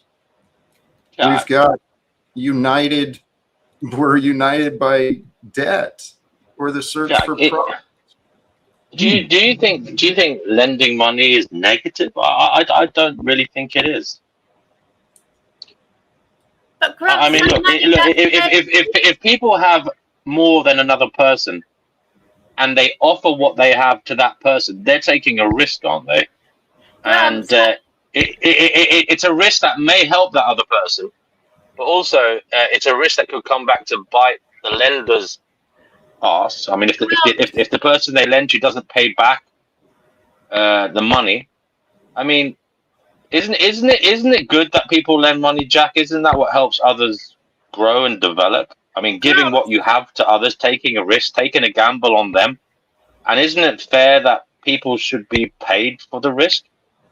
Grumpy Guts, I don't know if you know this or not, but money that is lent to people is just typed into existence on a screen, and it doesn't actually. I wasn't talking about the fiat economy. I was just talking about the premise of lending, but we live and people being in debt. I don't know if it's necessarily bad. What? I don't think it's bad at all. I think it's good. I'm sorry. I think it's good. I'll go as far as to say I think it's good. Print money into existence, because that's why we have this. No, I'm not talking about chickpea. I'm not talking about the fiat. I'm talking about people being able to borrow money to get out of a tight spot, to develop, to rise in life. I mean, it's better that they have the opportunity to get those funds than not. Well, DNW, do you not see that then people are dependent upon money and not people? Well, I don't know, Jack, because it's people giving them the money. So they're dependent on other people. It's kind of a reciprocal situation. Sorry, Jack. It's a personal relationship between the lender and the borrower. Money is this kind of immaterial thing. Yes, it doesn't even exist really, but it's the promise. It's the deed. It's the honor. That's actually a really good point. I think you're making a good point, DNW. It's a difficult thing to say that it's really the money or the people that you're relying on. I mean, it kind of does almost seem like you're relying on the people because, like you said, money is just an inanimate object. The person is the one providing you with that, so you're kind of relying on the person more than the money. But I think there's cool ways. There's cool ways.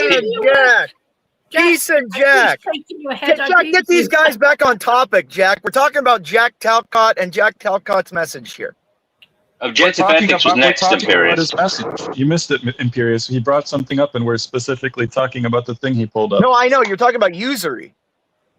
Yes. You're talking about usury. Actually, I was asked a question, but as soon as I tried to answer it, I got interrupted. And yeah, don't interrupt Jack. I mean, if it was me, I'm sorry. I didn't realize. I apologize if it came across as an interruption. Yeah, DNW, shut your pie hole. Go ahead, Jack. No, please don't. Come on. The question you asked was about usury.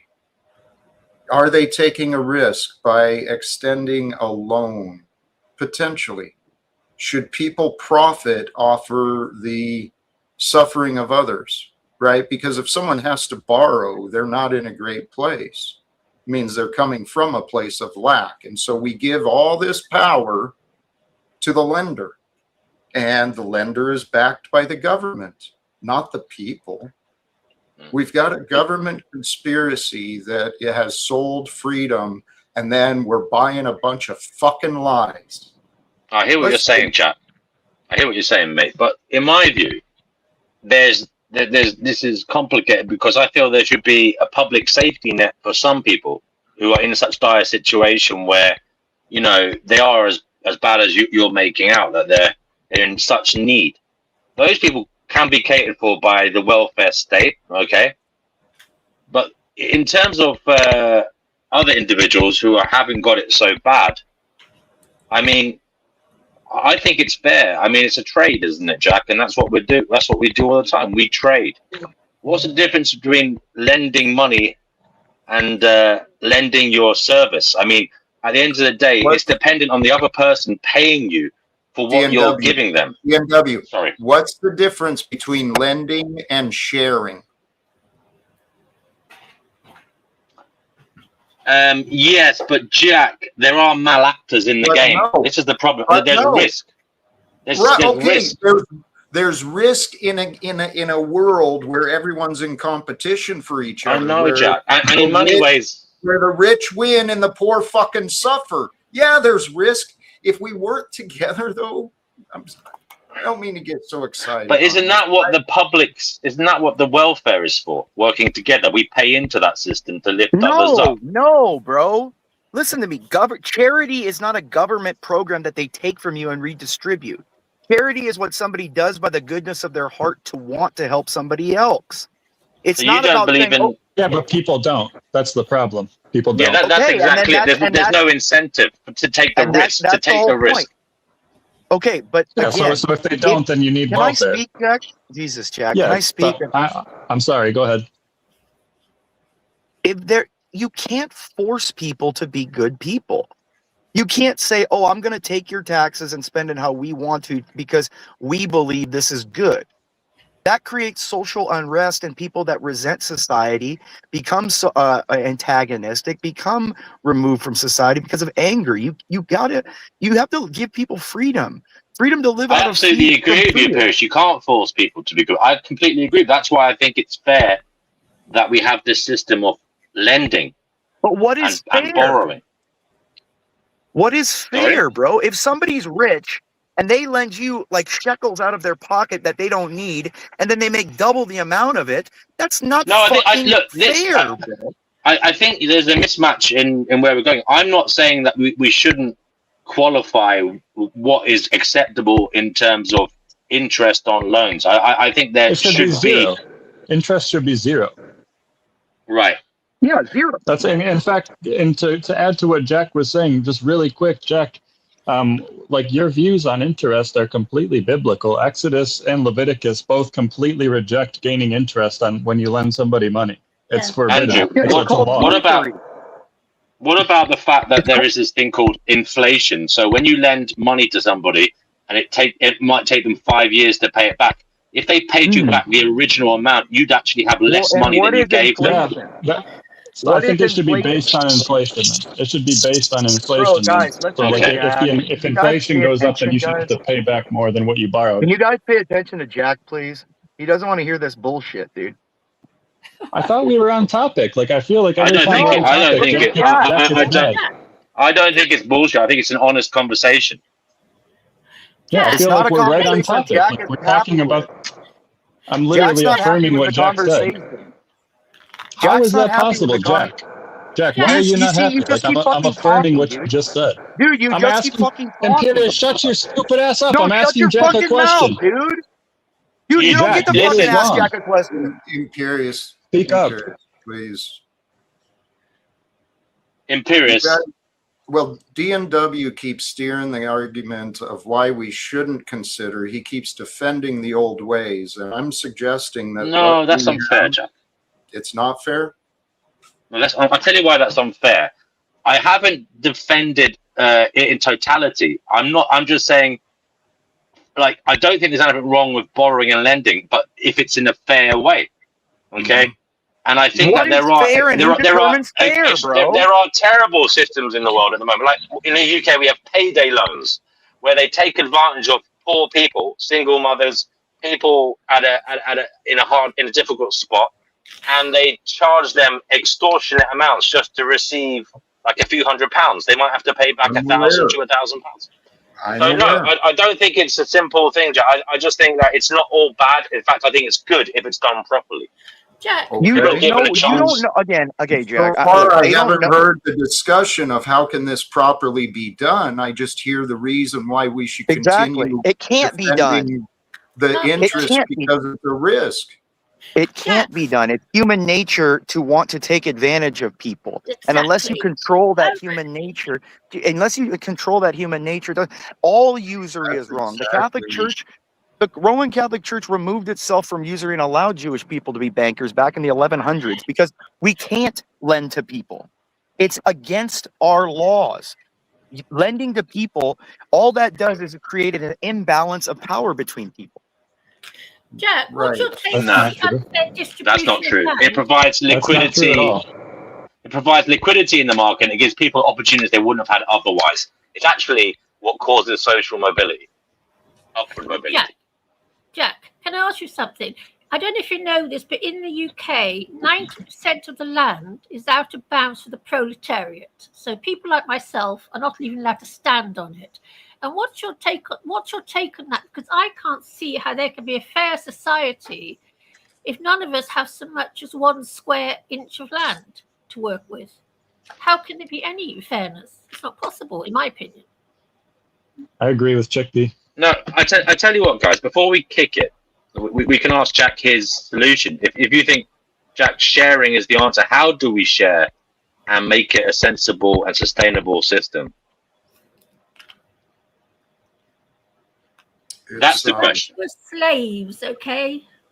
It's real simple. When people choose to stop fighting, we can learn to get along. And that fighting includes competing, right? Everyone's competing for the next job, competing for the next trophy, whatever. When people can get along without fighting, they can work together. And when we can work together, people, us people, if we can work together with a common goal, we will end wars and corruption. It's the wars and corruption that keep us all divided. Paying for taxes, paying for militarization, paying for education. Don't you see the connection? Keeping education. I agree that education should be free, Jack. I agree that education should be free. I do agree with that. What's your take on the greedy aristocracy in this country who own all the land that we are not allowed to go on? What's your take on them? Chickpea, on that ownership, particularly land ownership, I think we need to look at what is true and maybe even biblical. Anything that we own is for the good. And if someone is in ownership of excess and they're denying sharing that with a greater community, they're criminal. That goes on in this country, and it's nearly 90% of the land is out of bound to the masses. 90%, and no one talks about it. That's because we believe. It's a lovely place. Chickpea, I'm sorry to interrupt you, but this is happening all around the world. Not just with land, but with actual businesses and corporations. Yes. Can I ask a question? As long as we believe in the money system, people are going to keep buying everything. Yeah. Andrew, you were jumping in. Sorry. I just wanted to ask. This is a conversation I've actually had recently with another friend of mine. So we run into this. Actually, I think objective ethics was there when we had this conversation. I'm talking about A's philosophy, and so we run into this problem of the 1 or 2% or whatever you want to call them, the elite ruling class. They basically there's individuals who own millions of acres and have hundreds of billions of dollars. So when they're holding all of the land legally and they're holding all of this money legally, what can we do other than steal it from them, immorally? We're left in a predicament. We can't, unless we can convince them to put their money back into the economy. They're just hoarding it in banks and they're hoarding all of the land to themselves. Yeah. There are ways, especially if we work together. See, I believe. I know a way. Please. I know a way. Oh, give me land, lots of land under starry skies above. Don't fence me in. Let me be by the wild open country that I love. Don't fence me in. Let me be by myself in the evening breeze. Listen to the murmur of the cottonwood trees. Send me off forever, but I ask you please, don't fence me in. Just turn me loose, let me straddle on my saddle underneath the western skies. On my cayuse, let me wander over yonder till I see the mountain rise. I want to ride to the ridge where the west commences, gaze at the moon until I lose my senses. I can't look at hovels, but I can't stand fences. Don't fence me in. Thank you. Beautiful, brother. I like that one. Beautiful. Have a good evening. Much love. Much love to you too, Kenny. But Jack, seriously, what do you think we should do about the elite class owning a majority of the goods?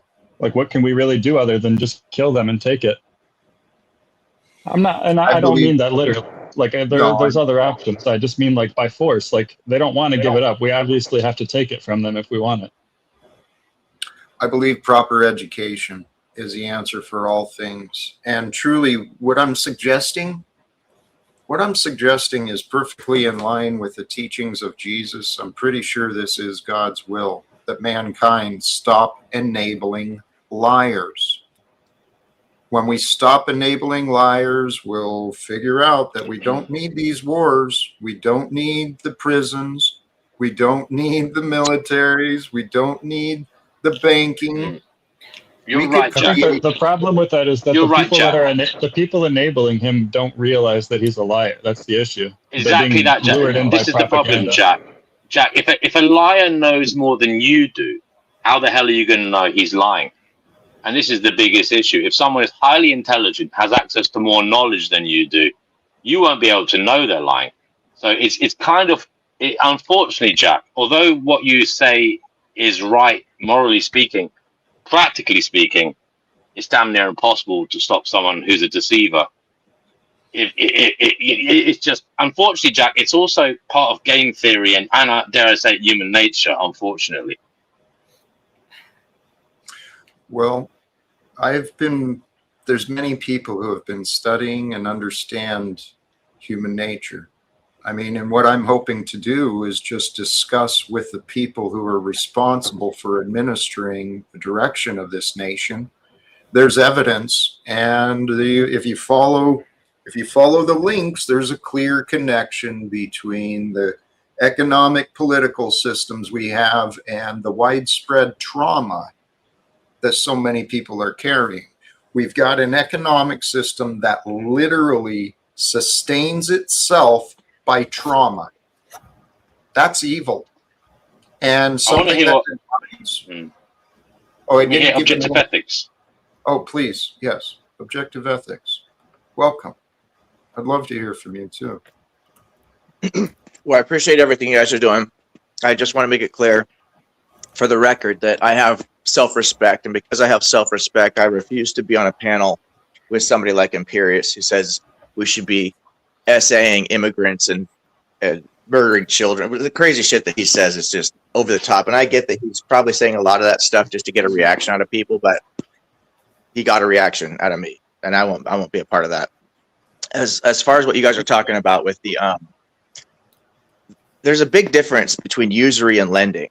A lot of people I don't think really understand that. Lending is not usury. Usury is lending with an excessive interest rate. So that does make a difference. I don't think there is anything unethical or immoral about lending somebody money and charging like 3% good interest. ethics. I think it's good. Yeah, I agree. I think it can lending can infuse the market. It can empower people to start a project they wouldn't otherwise be able to start. Get people into a home they wouldn't otherwise be able to get into. The problem is how much interest you're actually charging and how the interest is compounded.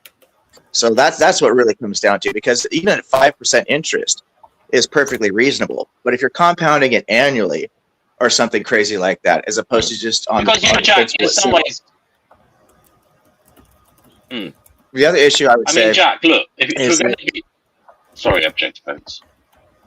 That's good. There's a lot to unpack here. So the other thing, there are two things that were mentioned that I'd like to just comment on real quickly. One of them was about we shouldn't have prisons, and I think that's unfortunately just not the way the real world works, because not everybody is born with a functioning brain, right? We have people who have limited capacity to understand empathy. They don't understand why we have rules. They don't understand cooperation. But we call them. Maybe I didn't speak as clearly. Maybe I should have qualified profitable prisons. We don't need prisons making profits over the incarceration and, Yes, that I'm absolutely. I'll fight that fight with you, and I'll walk that walk with you, Jack. Absolutely, hand in hand. I'm totally down with that, because we should be incentivizing people. We should be incentivizing the prisons to have low recidivity rate, right?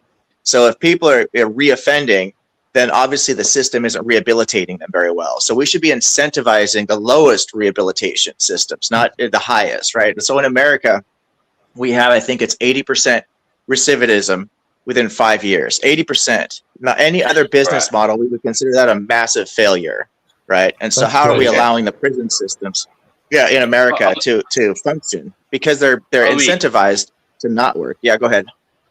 my heart says you're both right. Like we shouldn't have privatization of prisons. But then on the other side of it, if we do put it to market and let private companies run the prisons, they're going to be competing with each other, and obviously we can regulate them, and we can award contracts to the most successful organizations that stop reoffending, that provide rehabilitated individuals back to society. We can actually look and see which ones are performing best and give contracts to those because they're doing it better than others.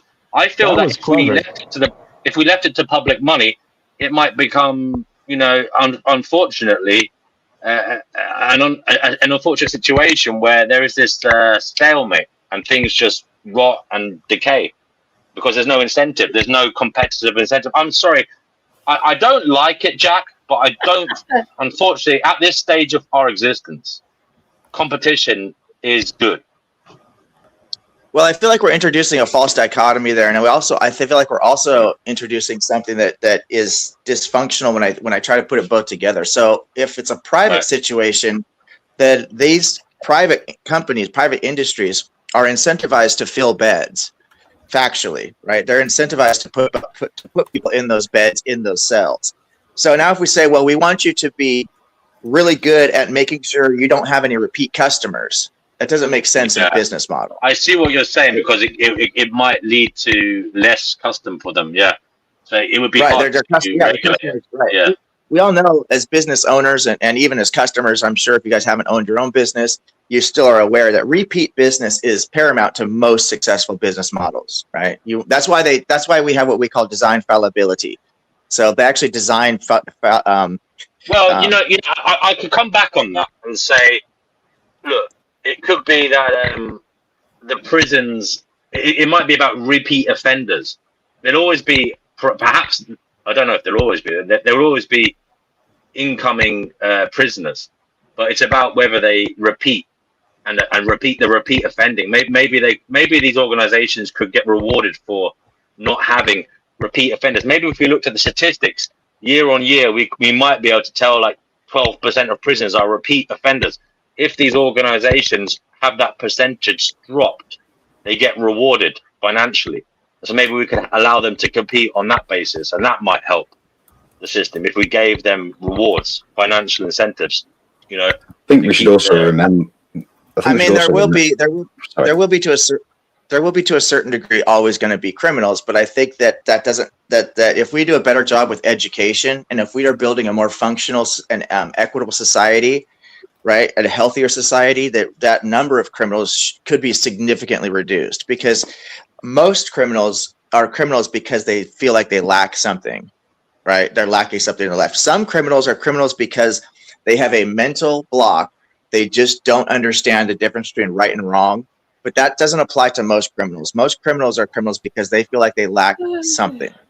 So if we give people the things that they truly need for happiness and contentment, which is how we build a more functional society, then the number of criminals would be so low. Really? The final thing I just want to say really quick before I let this go out of hand. The criminals are the richest people on the planet. They are the biggest criminals. Well, that kind of does tie into this final point I'd like to make. This touches on something that Andy and I were talking about previously on A's channel. And what I was trying to help explain to people is that, okay, to A's and Andy, is that because I believe morality is objective, right? We can look at two situations, like taking money from the rich, right? Is it unethical to take something that they've earned and we haven't? Well, yes, it is actually. However, is it more unethical to starve a family or to take something from a rich person that they will never miss? Both things can both be unethical. They can't both be moral because you run into a logical contradiction. They can both be right, or they can both be wrong, or one can be right, one can be wrong. In this case, they're both wrong. It's like the infamous trolley problem. Both scenarios are actually unethical. One is going to be less unethical than the other. So we have this way to measure, right? Which is less immoral, which is more immoral, however you want to put it. So yeah, it is unethical to take things from people that you haven't earned and they have, but it's more unethical to starve a family. That's very, very unethical. So we can gauge whether or not we should even try to have this conversation. I think what I propose to A's is that we don't have to steal from the rich people. We set up a system where they know ahead of time, listen, if you live in this society, if you make over $1 billion, 90% of every dollar above whatever the number is, it's arbitrary. Who cares? Whatever we said, $1 million, billion, whatever it is, 90% of everything you make above that, we're going to tax and give to the poor. And they can choose to either participate or not participate. You don't actually have to steal it from them, technically speaking. But go ahead. That's just what I wanted to just say to that. So go ahead, guys. Sorry. So did you say they can choose whether to participate in the system? Yeah, or if they don't want to, they can go to a different system. So they can move. Leave the country. Yeah. But look, do you think they? Yeah, I look. Do you think they will though? Because in our country, we have a hell of a lot of people doing kind of weird tax, loopholes and offshore accounts and moving their money here, there, and everywhere to avoid tax.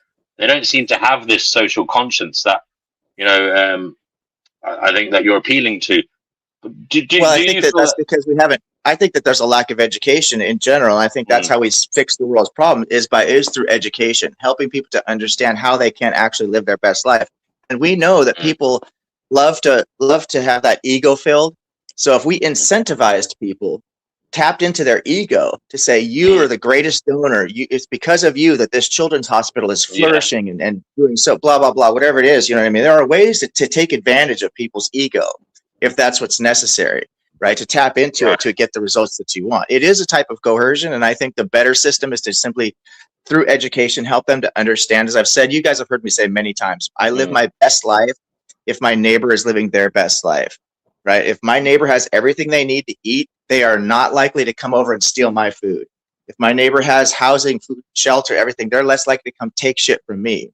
My neighbor has happiness. They're less likely to come and try and rob me of my peace and joy to fulfill something that they do, because they have it.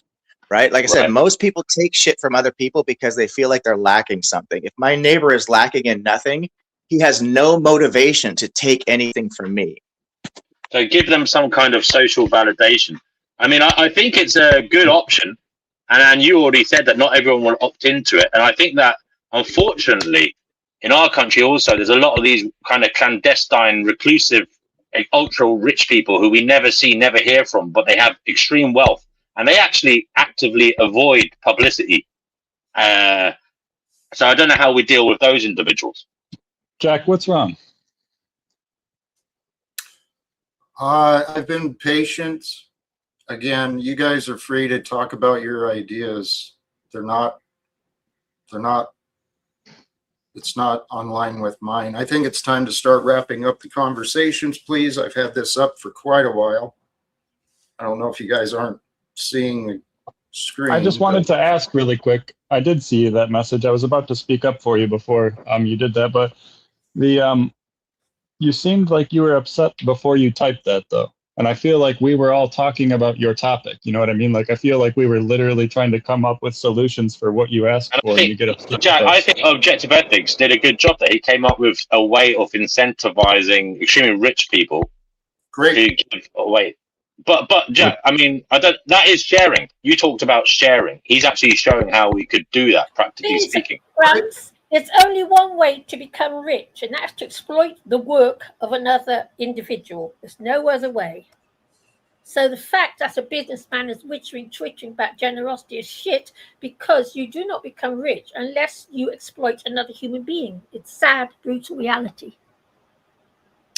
Yep, and people enable the greedy.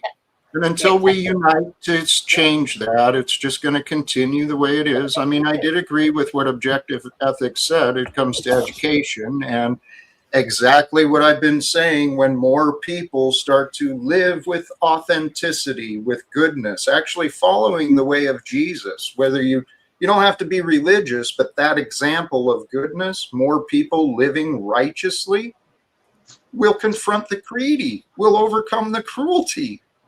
You're right, but Jack, that entails building systems all the same, doesn't it? Building systems, providing rules and regulations to try and deal with the malactors. those who aren't like-minded. What we need is good trade unions who actually have some I want power. to objective ethics, brother. You know your system. I like it, but what would you do with, as I said, individuals who were, as I said, clandestine and reclusive and kind of not interested in publicity, averse to it? What would you do with those ultra wealthy individuals? Yeah, I'd love to get into that, DNW, and maybe, I don't know, are you considering moving this over to your channel? Because I want to be respectful to the host. He clearly wants to shut this down or wind it down. So would it be, if you're going to keep going, DNW, I'd be happy to move over there. I think it's a good conversation, but I want to recognize Jack and as a guest in his house, be respectful. I appreciate that. Yeah, I mean, I'm sorry. I didn't want to upset Jack. I thought we were talking about the topic. Thank you, Jack. Well, I apologize, Jack, if I upset you, if I contributed to that. I genuinely was trying to stay on topic. I realize that. I do.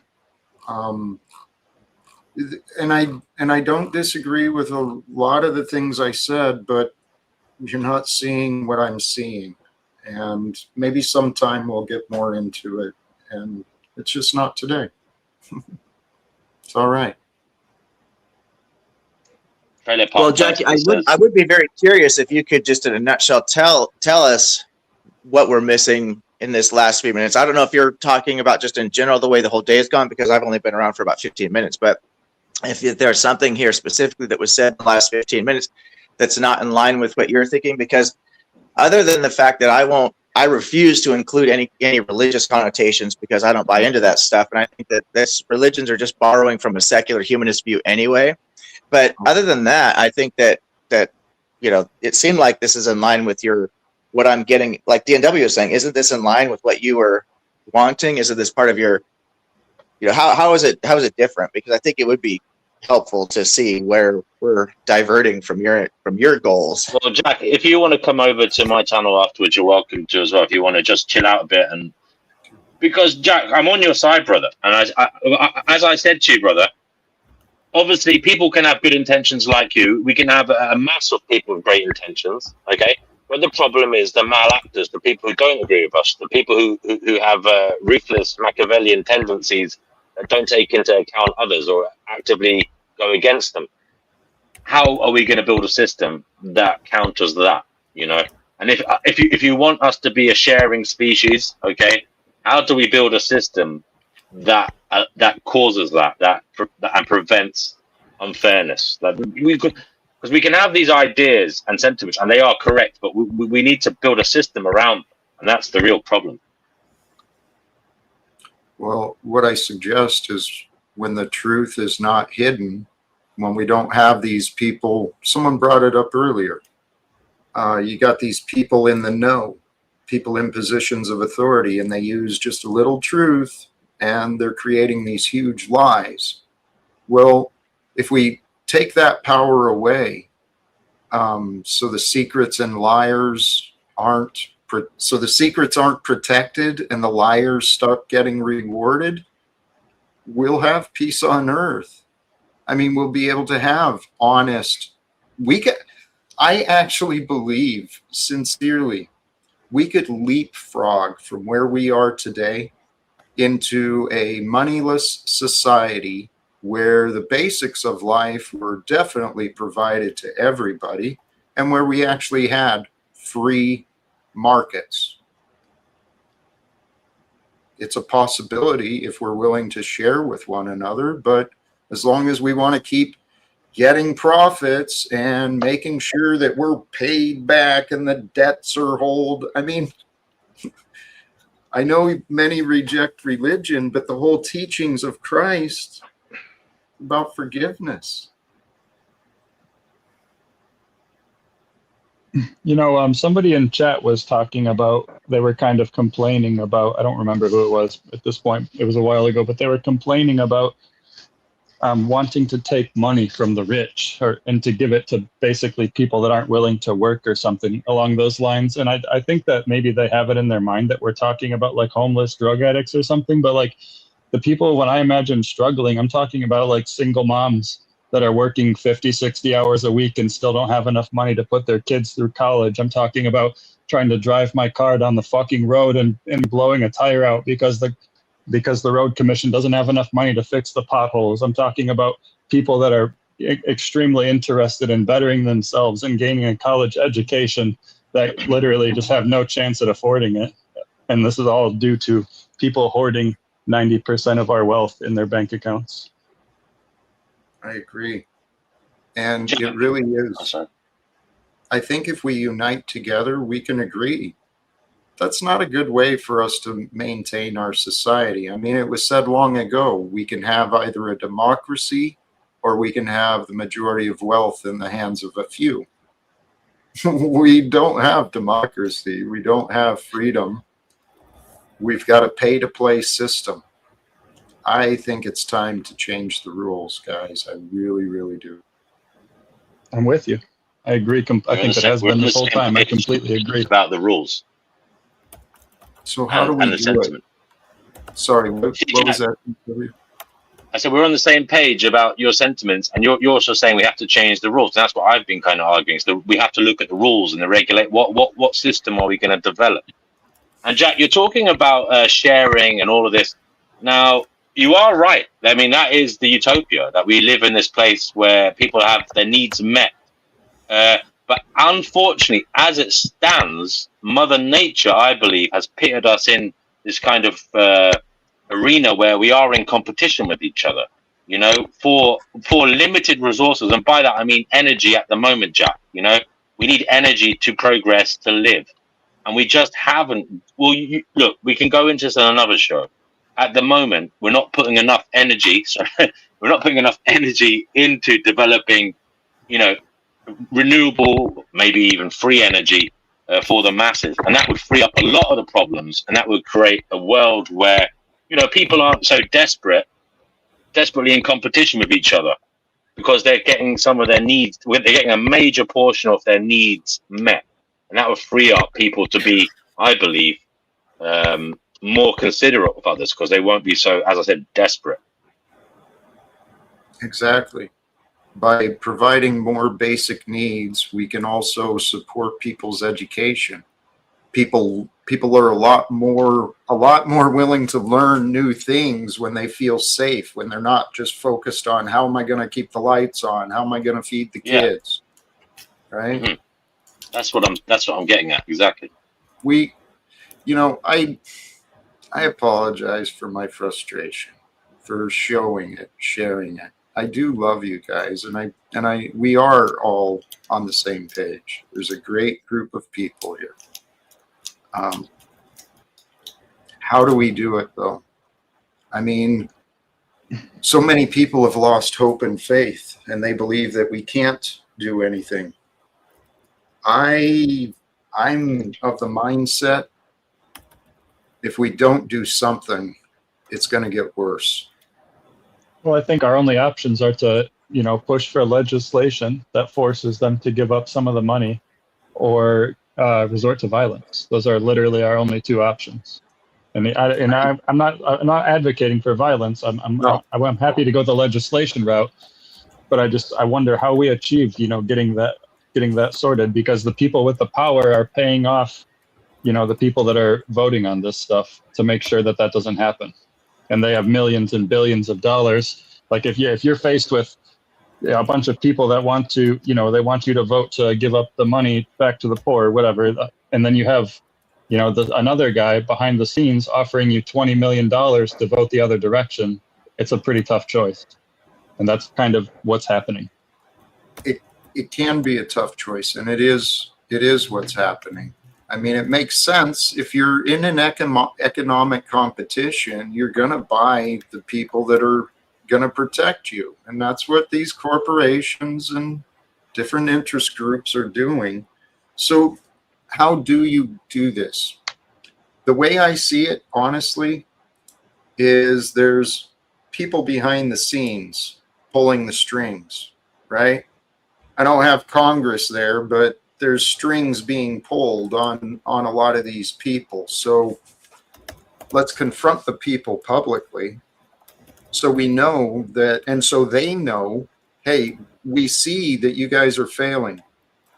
And I know how crazy this sounds. I've envisioned it myself, but it doesn't have to be me. I can envision a voice of reason, ideally coming from the people.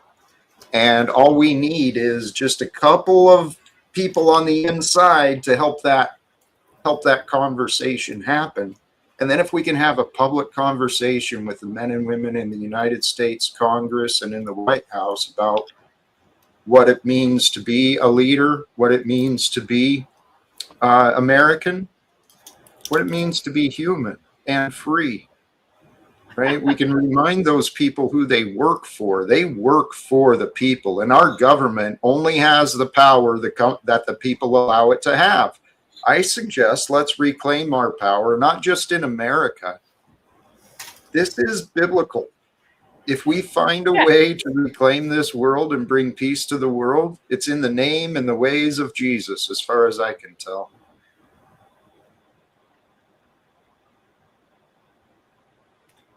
Don't you think we should be then trying to get ourselves off grid? You do know, don't you, that they're planning the Great Reset in 2030? You do know that, yes? They will do it. I want to reset sooner than that. I want to restart, right? We can all just agree we are where we are, but we're going to restart the way that we interact with each other. And with the changes in the sun, the changes in Mother Earth, the time is ticking. It is really time for mankind to make some serious changes on how we live with one another. Otherwise, it's not looking good. No. For any of us. That's the cold, hard reality I see. Yeah. The continuing... Yeah, I think you're being very optimistic, thinking that it will be changed for the good. I truly believe that they will ensnare us into the economy. And I'm a great believer in the mark of the beast, as you know. And they'll either get you. If you're a believer in the mark of the beast, are you a believer in the power of God? Well, the power of God.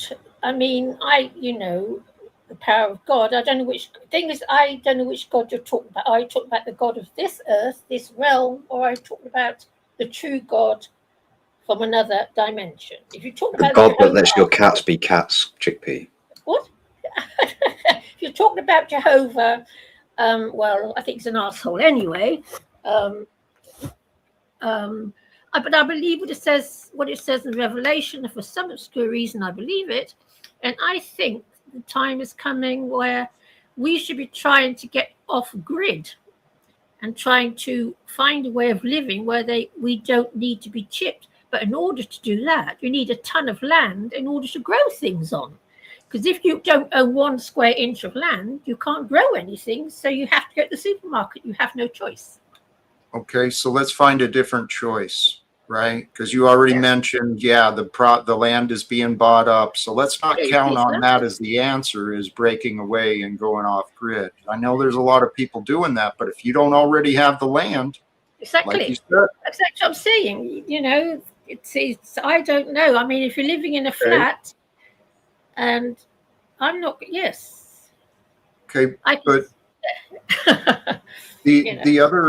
the other option, and why that path is not for me, is I know that I looked at leaving America.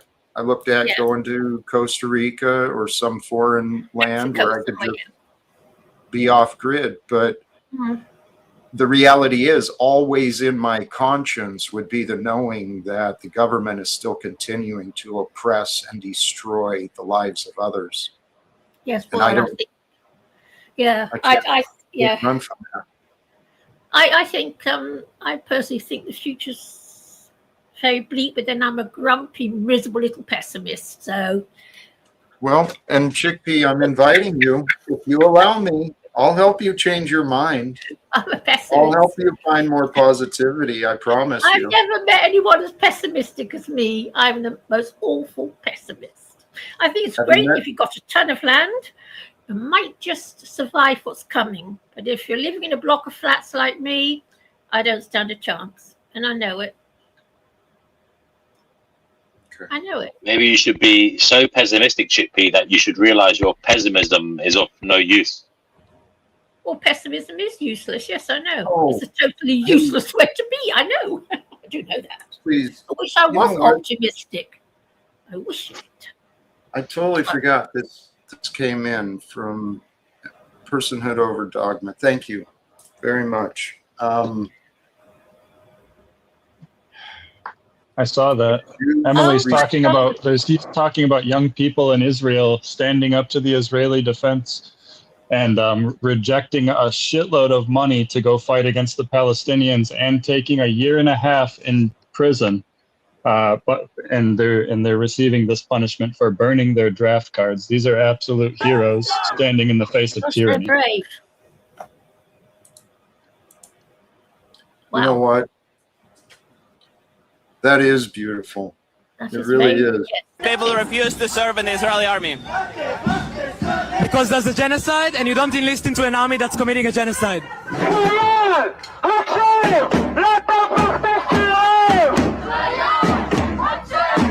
In one sentence, why should people refuse to serve in the Israeli army? The IDF is continuing to behave the same way it's behaved since Israel's founding, which is furthering horrible death and violence and a circle of blood for everyone.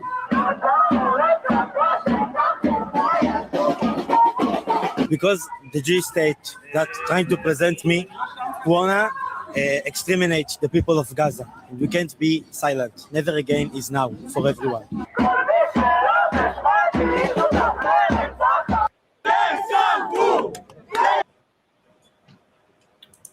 You know,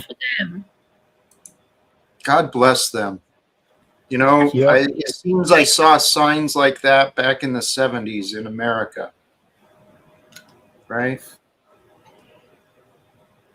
People burning their draft cards. And this is what it takes. It takes good men and women. And there are so many young people. A lot of the youth, it seems, have a bad reputation from what I've heard, but the other side of that, there's some amazing young people that are so in tune with what's right, what's wrong, and they're speaking up.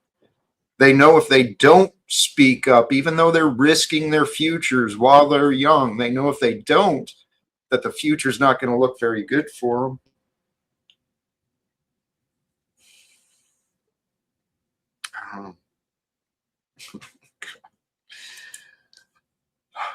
Sasquatch, welcome to you, brother. How are you today? I'm alive and I haven't melted yet, but it's not for a lack of the sun trying. It got hot here too today. Holy cow. You look red. You look red. It's the sun. I blame the sun for everything that happens ever now. Like right this second, it's all the sun's fault. You good, brother? It's been a minute. I think so. Good. You know, we're going to change this world, right? Excellent. It's kind of dirty and it needs at least a wash, if not a full-on change. Dude, wouldn't that be beautiful? I mean, I saw this as the world in a fun way. It's like this out of control frat party, right? You got the jocks fighting each other, taking advantage of the women and eating the goldfish, pissing in the corners. It's just a crazy party that's totally out of control. But I tell you what, if we pause. I have a question. Are the goldfish from the koi pond or from the service bowl? From the fish tank in the living room. Oh, that's even worse. Right? I know. But I think if we pause the music, right? We stop the music, we can get the fight stopped. And if we work together, guys, we could have so much fun cleaning up our oceans, our rivers, educating our the children learning from the elders, right? Exploring the world together, creating a greater infrastructure, greater communities everywhere. If we weren't slaves to debt, I imagine there would be many, many hard-working, honorable men and women from America who would happily spend time away from the people they love and the lives they know in order to actually go do something good for others. But a lot of people won't do that because they've got a mortgage to pay. They've got to make sure everything else is covered. You'd get on well with the guy from Extinction Rebellion. Low life. What's that guy called who was in prison for standing on a bridge? They put him in prison for 18 months for saying something about carbon emissions and cars. You two would get on well. You know who I'm talking about, yes? You two would get well together. I'm very familiar with the Extinction Rebellion, and they're known as a radical group, that's for sure. Yes. Hold on, I'll find out. I assume you mean not in the South California surfer kind of radical, but as in like the Weather Underground type of radical. A little bit of both. They're willing to put their bodies on the line in order to create a disruption if it can make a difference towards getting attention. Guys, the signs of the world. Sorry, go ahead, Chickpea. Roger Hallam. He's a vegan, he's a vegan guy. So, and he used to have his own vegetable farm, blah, blah, blah. But he lost everything for some reason or other. Yeah, I saw a story. Sorry? Regarding this comment, it seems I did see a story recently where a child was shot right in the mother's arms. Lovely. How is this continuing, guys? How is this continuing? Such evil, unabated. Evil, yeah. Yes. That's why I'm such a pessimist, Jack. I'm such a Jack, because I've read can I ask you a question? About the Second World War. Andy, thank you. I agree entirely, and the contribution is truly appreciated. Sasquatch, you were asking something. If this is a very broad, generalized question. It's not pointed at anything in particular. If evil exists, as a broad context, what do we do with them? Does that involve prisons? Does that involve that type of thing? Or are we trying to reform evil at its base? Like, how does that look, right? I found that difficult to answer when you said them. Are you evil? Well, that's what I'm wondering, because I thought you were going to say it. I assume when someone says, well, I'm not evil, that they are, because anyone who's not would have to consider whether or not they're not before they answer, right? How do you deal with evil? With good. That's the way. And I believe that good does overpower evil, particularly when it's done in a loving way. I mean, as a matter of fact, I'm pretty sure that when in the greatest picture, good is already won, because the good is with God. God is already won. It's us who are here to experience. What are we going to find? Are we going to find the victory, or are we going to find the victims? Right? Wouldn't you find both? Individually, I mean, okay, I got you. Yeah, but you're right. You find both. What was that? What does God do with evil? Like, if there's a large group of people that are evil in the Bible, what does God do? Because I think what God does is what I would do. I would send an army and kill every last one of them and start over. just like God, just like God would. Well, that would require you to identify that which is evil, and that would also require God someone already be the identified that arbiter. in Leviticus. God already identified evil in Leviticus. We know exactly what evil is. Sure, but if I bring you two people and I tell you one of these people is evil, how do you determine as a normal mortal individual that that guy's evil and that guy is just misguided? Well, I mean, if we look at, like, say, the fruits of what they're doing. Like, if we say somebody's evil, you have to consider, like, why are you saying that? What about them makes them evil? And you have to examine what they're doing. And I think when we look at the Israeli defense, we gather evidence, we look at their past behaviors, we check out their record, that kind of stuff. Well, even more so their current behaviors.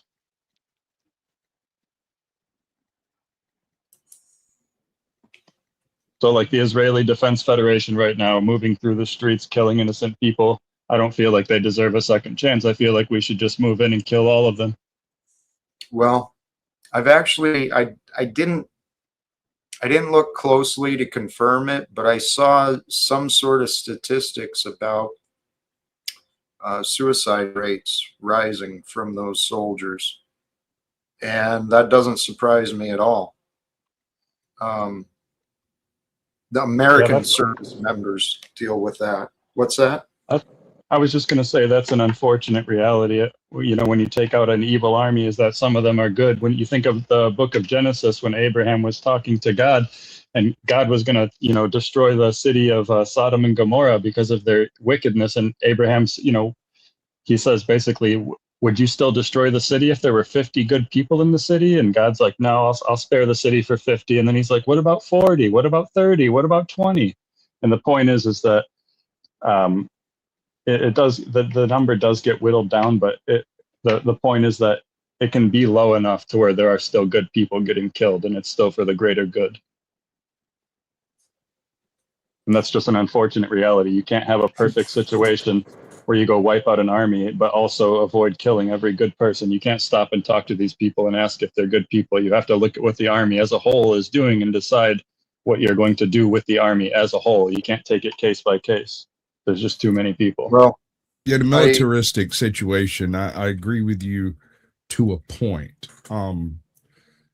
But in a militaristic situation, you're dealing with state actors that are acting under orders from the state itself, and the debilitation should be delivered to the state, not necessarily to the individuals. Yeah, actually, I agree with that. Thank you. I think you're right. That actually popped out really nicely. I wasn't expecting it to be that coherent. Yeah, you made a good point there. I think the true answer is more accountability from the people who send others to war. I'm not convinced that the American representatives, particularly from what I've seen at the UN, I'm not convinced the American representatives have done what they could do for peace. They vetoed the United States representation has vetoed actions for ceasefires repeatedly in the Israeli conflicts over there. Now, I haven't paid close attention for a little while, but I know there's a lot of blood on the hands of our representatives. And what I would love to do, I was going to let you finish your thought. Go ahead. Just real brief. As Americans, my idea is let's save the rest of the world from America. Go ahead, Sasquatch. The discussions of the ceasefire, I'm not sure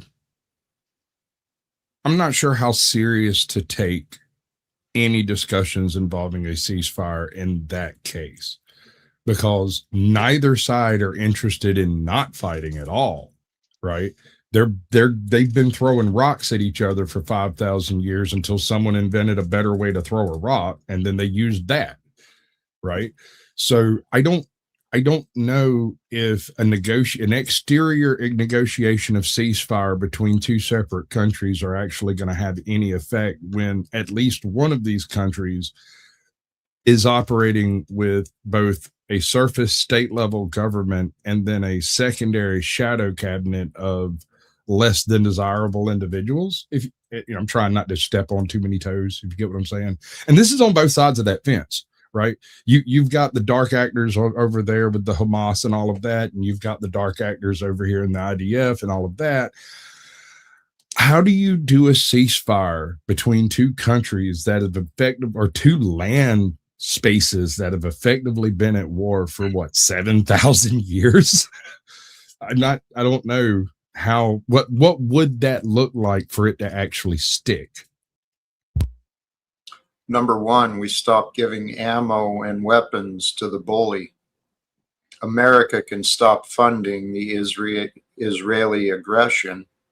I mean, people like to say Israel had the right to defend itself after October 7th, but the reality is, if it was not for the American taxpayers and militarization from here, thousands of lives would have been spared in Gaza, probably Lebanon, elsewhere, Syria, right? I mean, Israel is the aggressor. They claim to be the victim. But this is the tactics of the devil, man. I didn't believe in the devil as I didn't believe in God. But there is God in my experience. There is God, and there is a dark oppositional force that looks tempting, it looks believable, but it's very deceiving, and it misleads us into defending corruption, into enabling oppression. We don't know the day, we don't know the hour, but as it was said, there will come a time where the Father will be known here on earth. And that day of judgment, we should be excited for a day of judgment where righteousness prevails, where the truth actually matters. Yeah, that's what the Jews are. The Jews are counting down the days. They're clipping red cow fur, just waiting. Well, they're doing things their way, that's for sure. But not all of them. I don't want to generalize, but there is like a group of these messianic Jews in Israel that are trying to bring about Judgment Day rather than let it happen organically, like the Bible says it will. Have you ever heard of a Southpaw cow? A Southpaw cow is a homestead cow that was selectively bred for two reasons. One is for survivability in lots of different climates, from swamps all the way through to deserts, from mountains all the way through to valleys, the whole nine, right? The other side of that is to be read. The guy who developed them was what do you call it, messianic? But he wasn't Jewish. He was I think Southern Baptist, but he was one of the usherers of the apocalypse kind of thing. He invented this entire breed of cattle to put more red cows on the planet so it would be more likely for a perfect one to occur. And think about how long-term and diabolical the idea of creating an animal breed specifically to bring an end.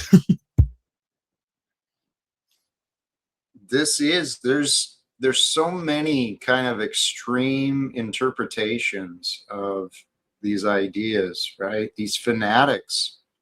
And there are groups, I've heard it pointed at as accelerationists, right? Kind of doing all the prep work so that everything is in line for the Antichrist and then the return of Christ. And so in line with this other topic, Kenny, Islamic Jihad, any extremists who want to claim some sort of superiority over others and cause problems for others, to me, is a problem. So if that's what you mean by Islamic Jihad, I consider that probably to be a problem. Jack, I'm just really confused, brother, because I'm not sure. It seems like you've got square peg you're trying to pound into a round hole, and I just don't understand how practically how you expect all this to work out. Because two issues: historically, religion has been used thousands of years for this. In fact, it's still being used, and religion is used to prop up all these different failed government models and stuff like that. So to think that we're going to use religion to get us out of this, I don't understand that. When we look at the countries that have the lowest crime rates, that rank the highest in the happiness index, which includes not just self-reporting, but things like lowest corruption in the government, best healthcare, the countries that have free education, so on and so forth. It turns out they're the countries that have the highest number of atheists. So I just don't understand. Yeah, that's atheists per capita too. So it's really, I mean, I'm getting ready to do a video with a Muslim friend of mine and a Catholic friend of mine about happiness, and I've been doing a lot of research into this. And the people, the organizations who want evolution to not be taught in schools are the religious institutions. Almost all the flat earthers are religious people because they read it out of the Bible. I just don't understand. I'm not here to say your God does or doesn't exist, but I'm looking at the actual data. And all of these things, these guys are talking about Zionists. There's Christian Zionists, there's Jewish Zionists, there's Islamic Zionism. I just don't see religion as being the way to get us out of this. So I'm really confused as to how you're expecting that to happen. I got you. Jack, I must tell you a funny story. You're not going to believe this. My tomcat was outside, meow, meow, meow, outside the front door. So I let him in, and he went running to the loo. He's got a whole world outside to do his wee-wees and poo-poos. He comes indoors to use the loo because he uses the loo like we do, you know. He doesn't use a litter tray, just wee-wees on the loo. It's true. Sorry. Pretty sure that's a sin, man. Sorry, if I may just give a little answer to Objective's question. I think what you're bumping up against there is the false equivalence between faith and religion.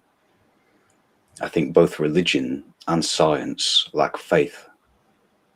And I think that's what we're missing. Ooh. Possibly.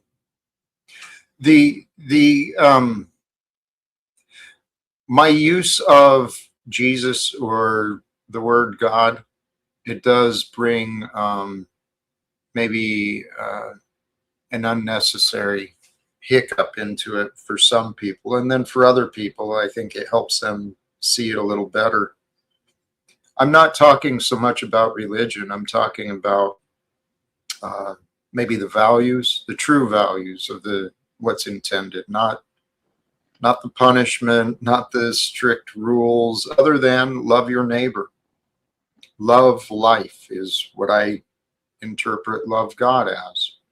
Love life and love your neighbors. And if we do that, we're going to find ways to end this corruption.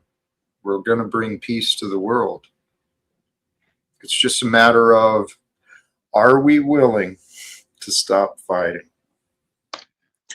Well, I love that message, brother. I'm going to jump out of here, and because I know you're trying to close it out, just to let everybody know, you're welcome to celebrate, help my wife and I celebrate our 25-year wedding anniversary today. So it can be done. You can live in a successful relationship. You don't need to engage in divorce. Yeah, thank you very much. Crazy world we live in. I was part of 6 different foster homes before I ended up moving out on the streets when I was a teenager. And I've got more brothers, stepsisters, cousins, uncles, grandparents than you could possibly imagine. Probably in the hundreds at this point because of all those families. And I am the only person in all those families that I'm aware of that's never been divorced. It's a real crazy world we're living in. And so, yeah. So anyway, you can do it. It takes mutual respect. It takes a focus on communication, and it takes a bit of humility. So it can be done, but you got to put in the work, right? Yeah, dude, that's amazing. Absolutely. Must be nice to achieve that. Seriously, thank you for joining and celebrate. Please, congratulations to your wife as well, putting up with you for that long. Take care, brother. Yeah, I'm pretty sure there's a betting pool on my wife as to how many years it would take her to take me out. I'm very, very annoying. I'm when we go on road trips, I choose a voice at the beginning of the trip to use for the road trip, and then I read all the stupid signs on the way. So, like, if you've never been on a road trip with Frosty the Snowman, you don't know how annoying I can be.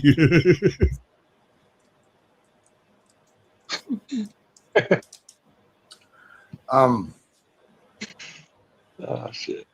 What you had said too, Dirty Low Life, regarding that question, I do believe we've the knowledge and the study of knowledge has been developed to a point where we could easily use methods like the scientific method, and really look into different sciences, look into different spiritualities, different religions, break out the real from the unreal,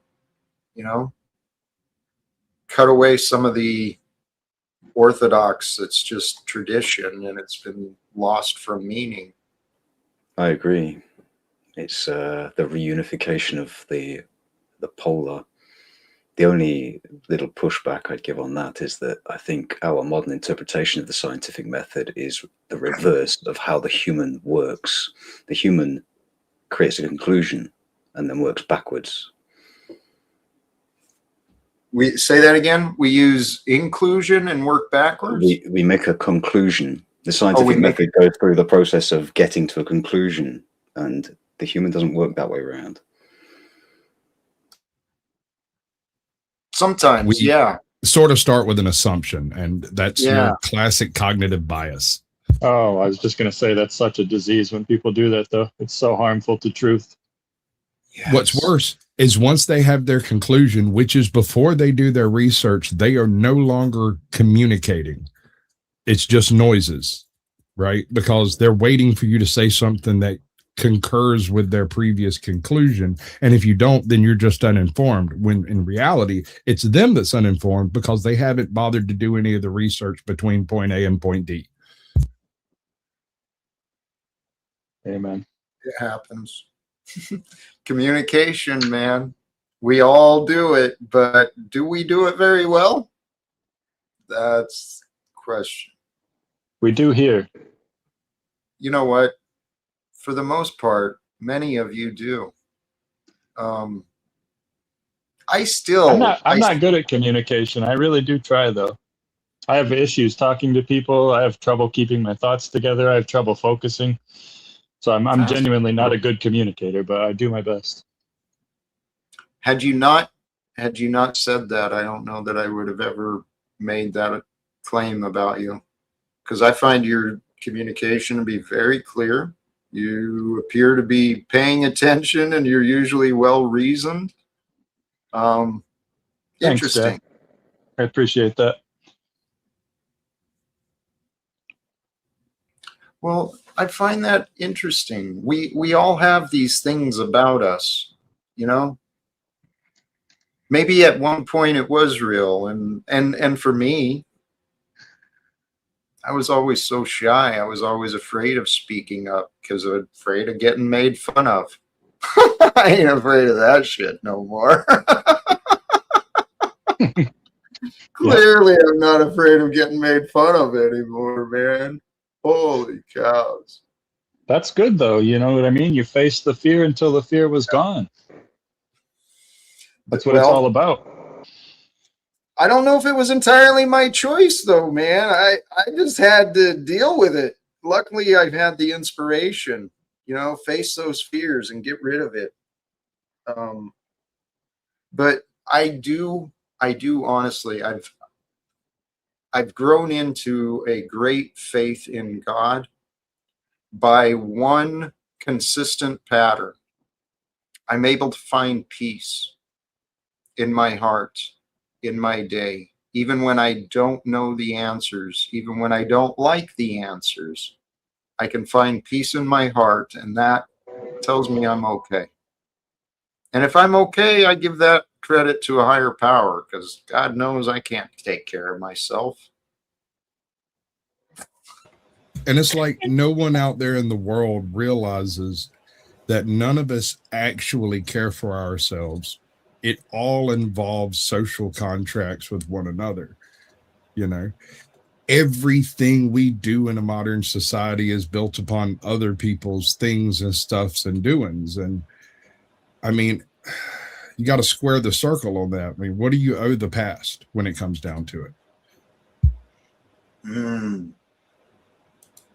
You know what? You guys have all got longer hair than me, and I'm the female.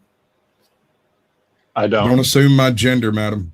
That's true. You've all got longer hair than me. I've just noticed. I've just got a short bob.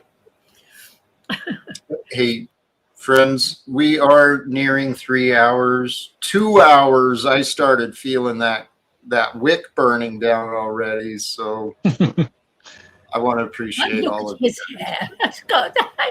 Oh dear. I agree. This has been a good one, Jack. Thanks for having me. Take care. Love you, buddy. Yeah, you've all got lovely hair. Sincerely, thank you. Thank you so much. Chickpea, thoughts from you? Thank you for having me this evening. It's been you've cheered me up. It cheers me up listening to you, and thank you for the lovely budgie thing. I really enjoyed watching that. Pleasure, Chickpea. I thought you might. I've been meaning to give it to you for a while. Yeah, you must do some more.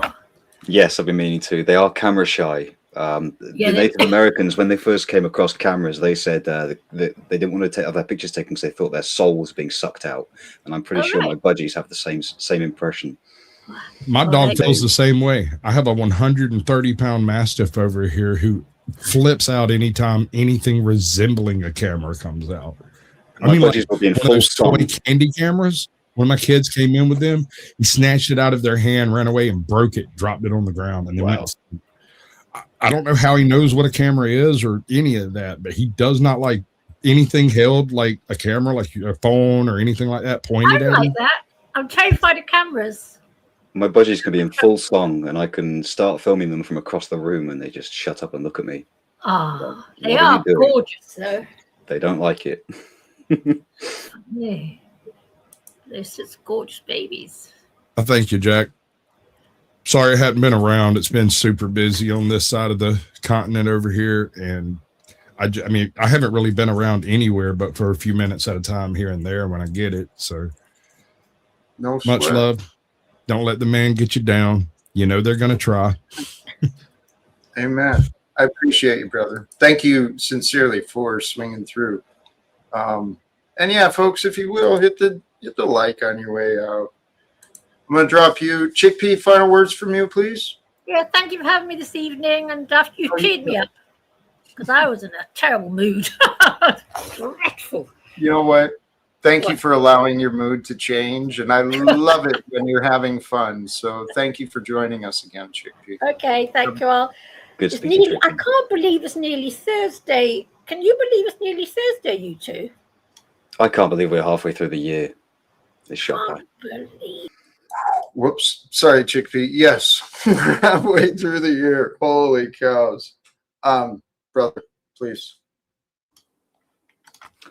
Thank you for having me, Jack. It's been a good talk, good show, as always. I had one thought, if you can indulge me for maybe 2 minutes. Please do. My budgies have 4 cages around the house. They're open all of the time. My budgies are in free flight. They just fly around the house as they wish. But they're almost always in their cages. And I find a reflection about humanity and me as a being in that. There's something safe about a cage, and we like to be safe. So often, instead of getting out of the cage we're in, even though the door's open, we beautify the cage we're in and make it a nice place to be. And I don't think that's necessarily a bad thing. One of my budgies escaped and lived outside for a week. She was attacked by magpies, and we found her. Luckily, somebody found her, went to a vet, and then we picked her up from the vet. She came back full of infection, lots of feathers missing, broken beak, and she's on antibiotics and all sorts. And for about a month, she was very close to just passing away from the infection. And since then, she knows what windows are. I've taken great care to explain to Mango what glass is. And she now understands that glass is a barrier that she can't see. So I realized that my house is a cage. I don't know what I'm trying to tell you, but I think we need to break out of the cages we're in. I think we need to live without fear, but that needs to be tempered with looking after ourselves. Take care, everyone. Good to talk to you. Brother, beautiful words once again, sincerely. And what I think he's getting at there is a beautiful reminder. It's really easy for us all, man, woman, whoever we are, whatever stage we are in life. It's really easy for us to get comfortable, right? To get comfortable in our little cage, get comfortable looking at the walls of our prison and forget to venture out. Venturing out can seem scary, especially if you haven't left the cage for a little while. You haven't left your community, your routine, your social circle, your patterns, right? If you haven't walked out and broke free from the cage that you found yourself in, it might be time, right? This is your lifetime. This is your life. This time here on earth is for you. All time begins and ends with the one source, right? It's from there that all time comes. I call that source God.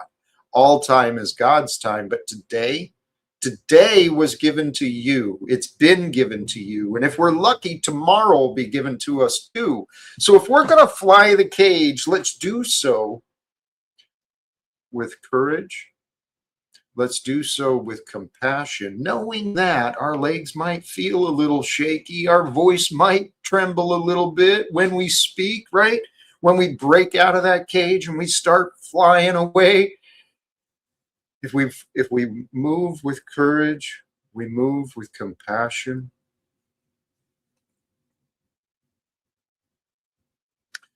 That's where you find your freedom, right?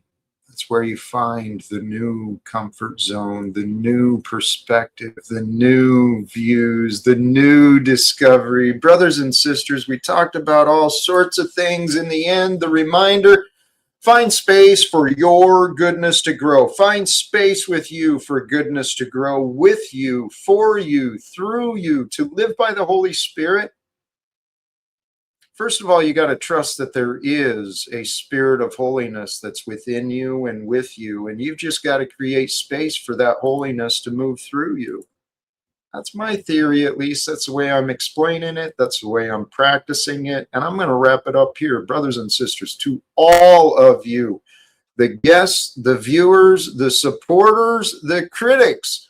Thank you sincerely. Till next time, choose love. Peace for everyone. My prayers are for those who lack the peace and the safety. Choose love. Peace for everyone. Walk with faith. And of course, live without fear. Thank you again. God bless.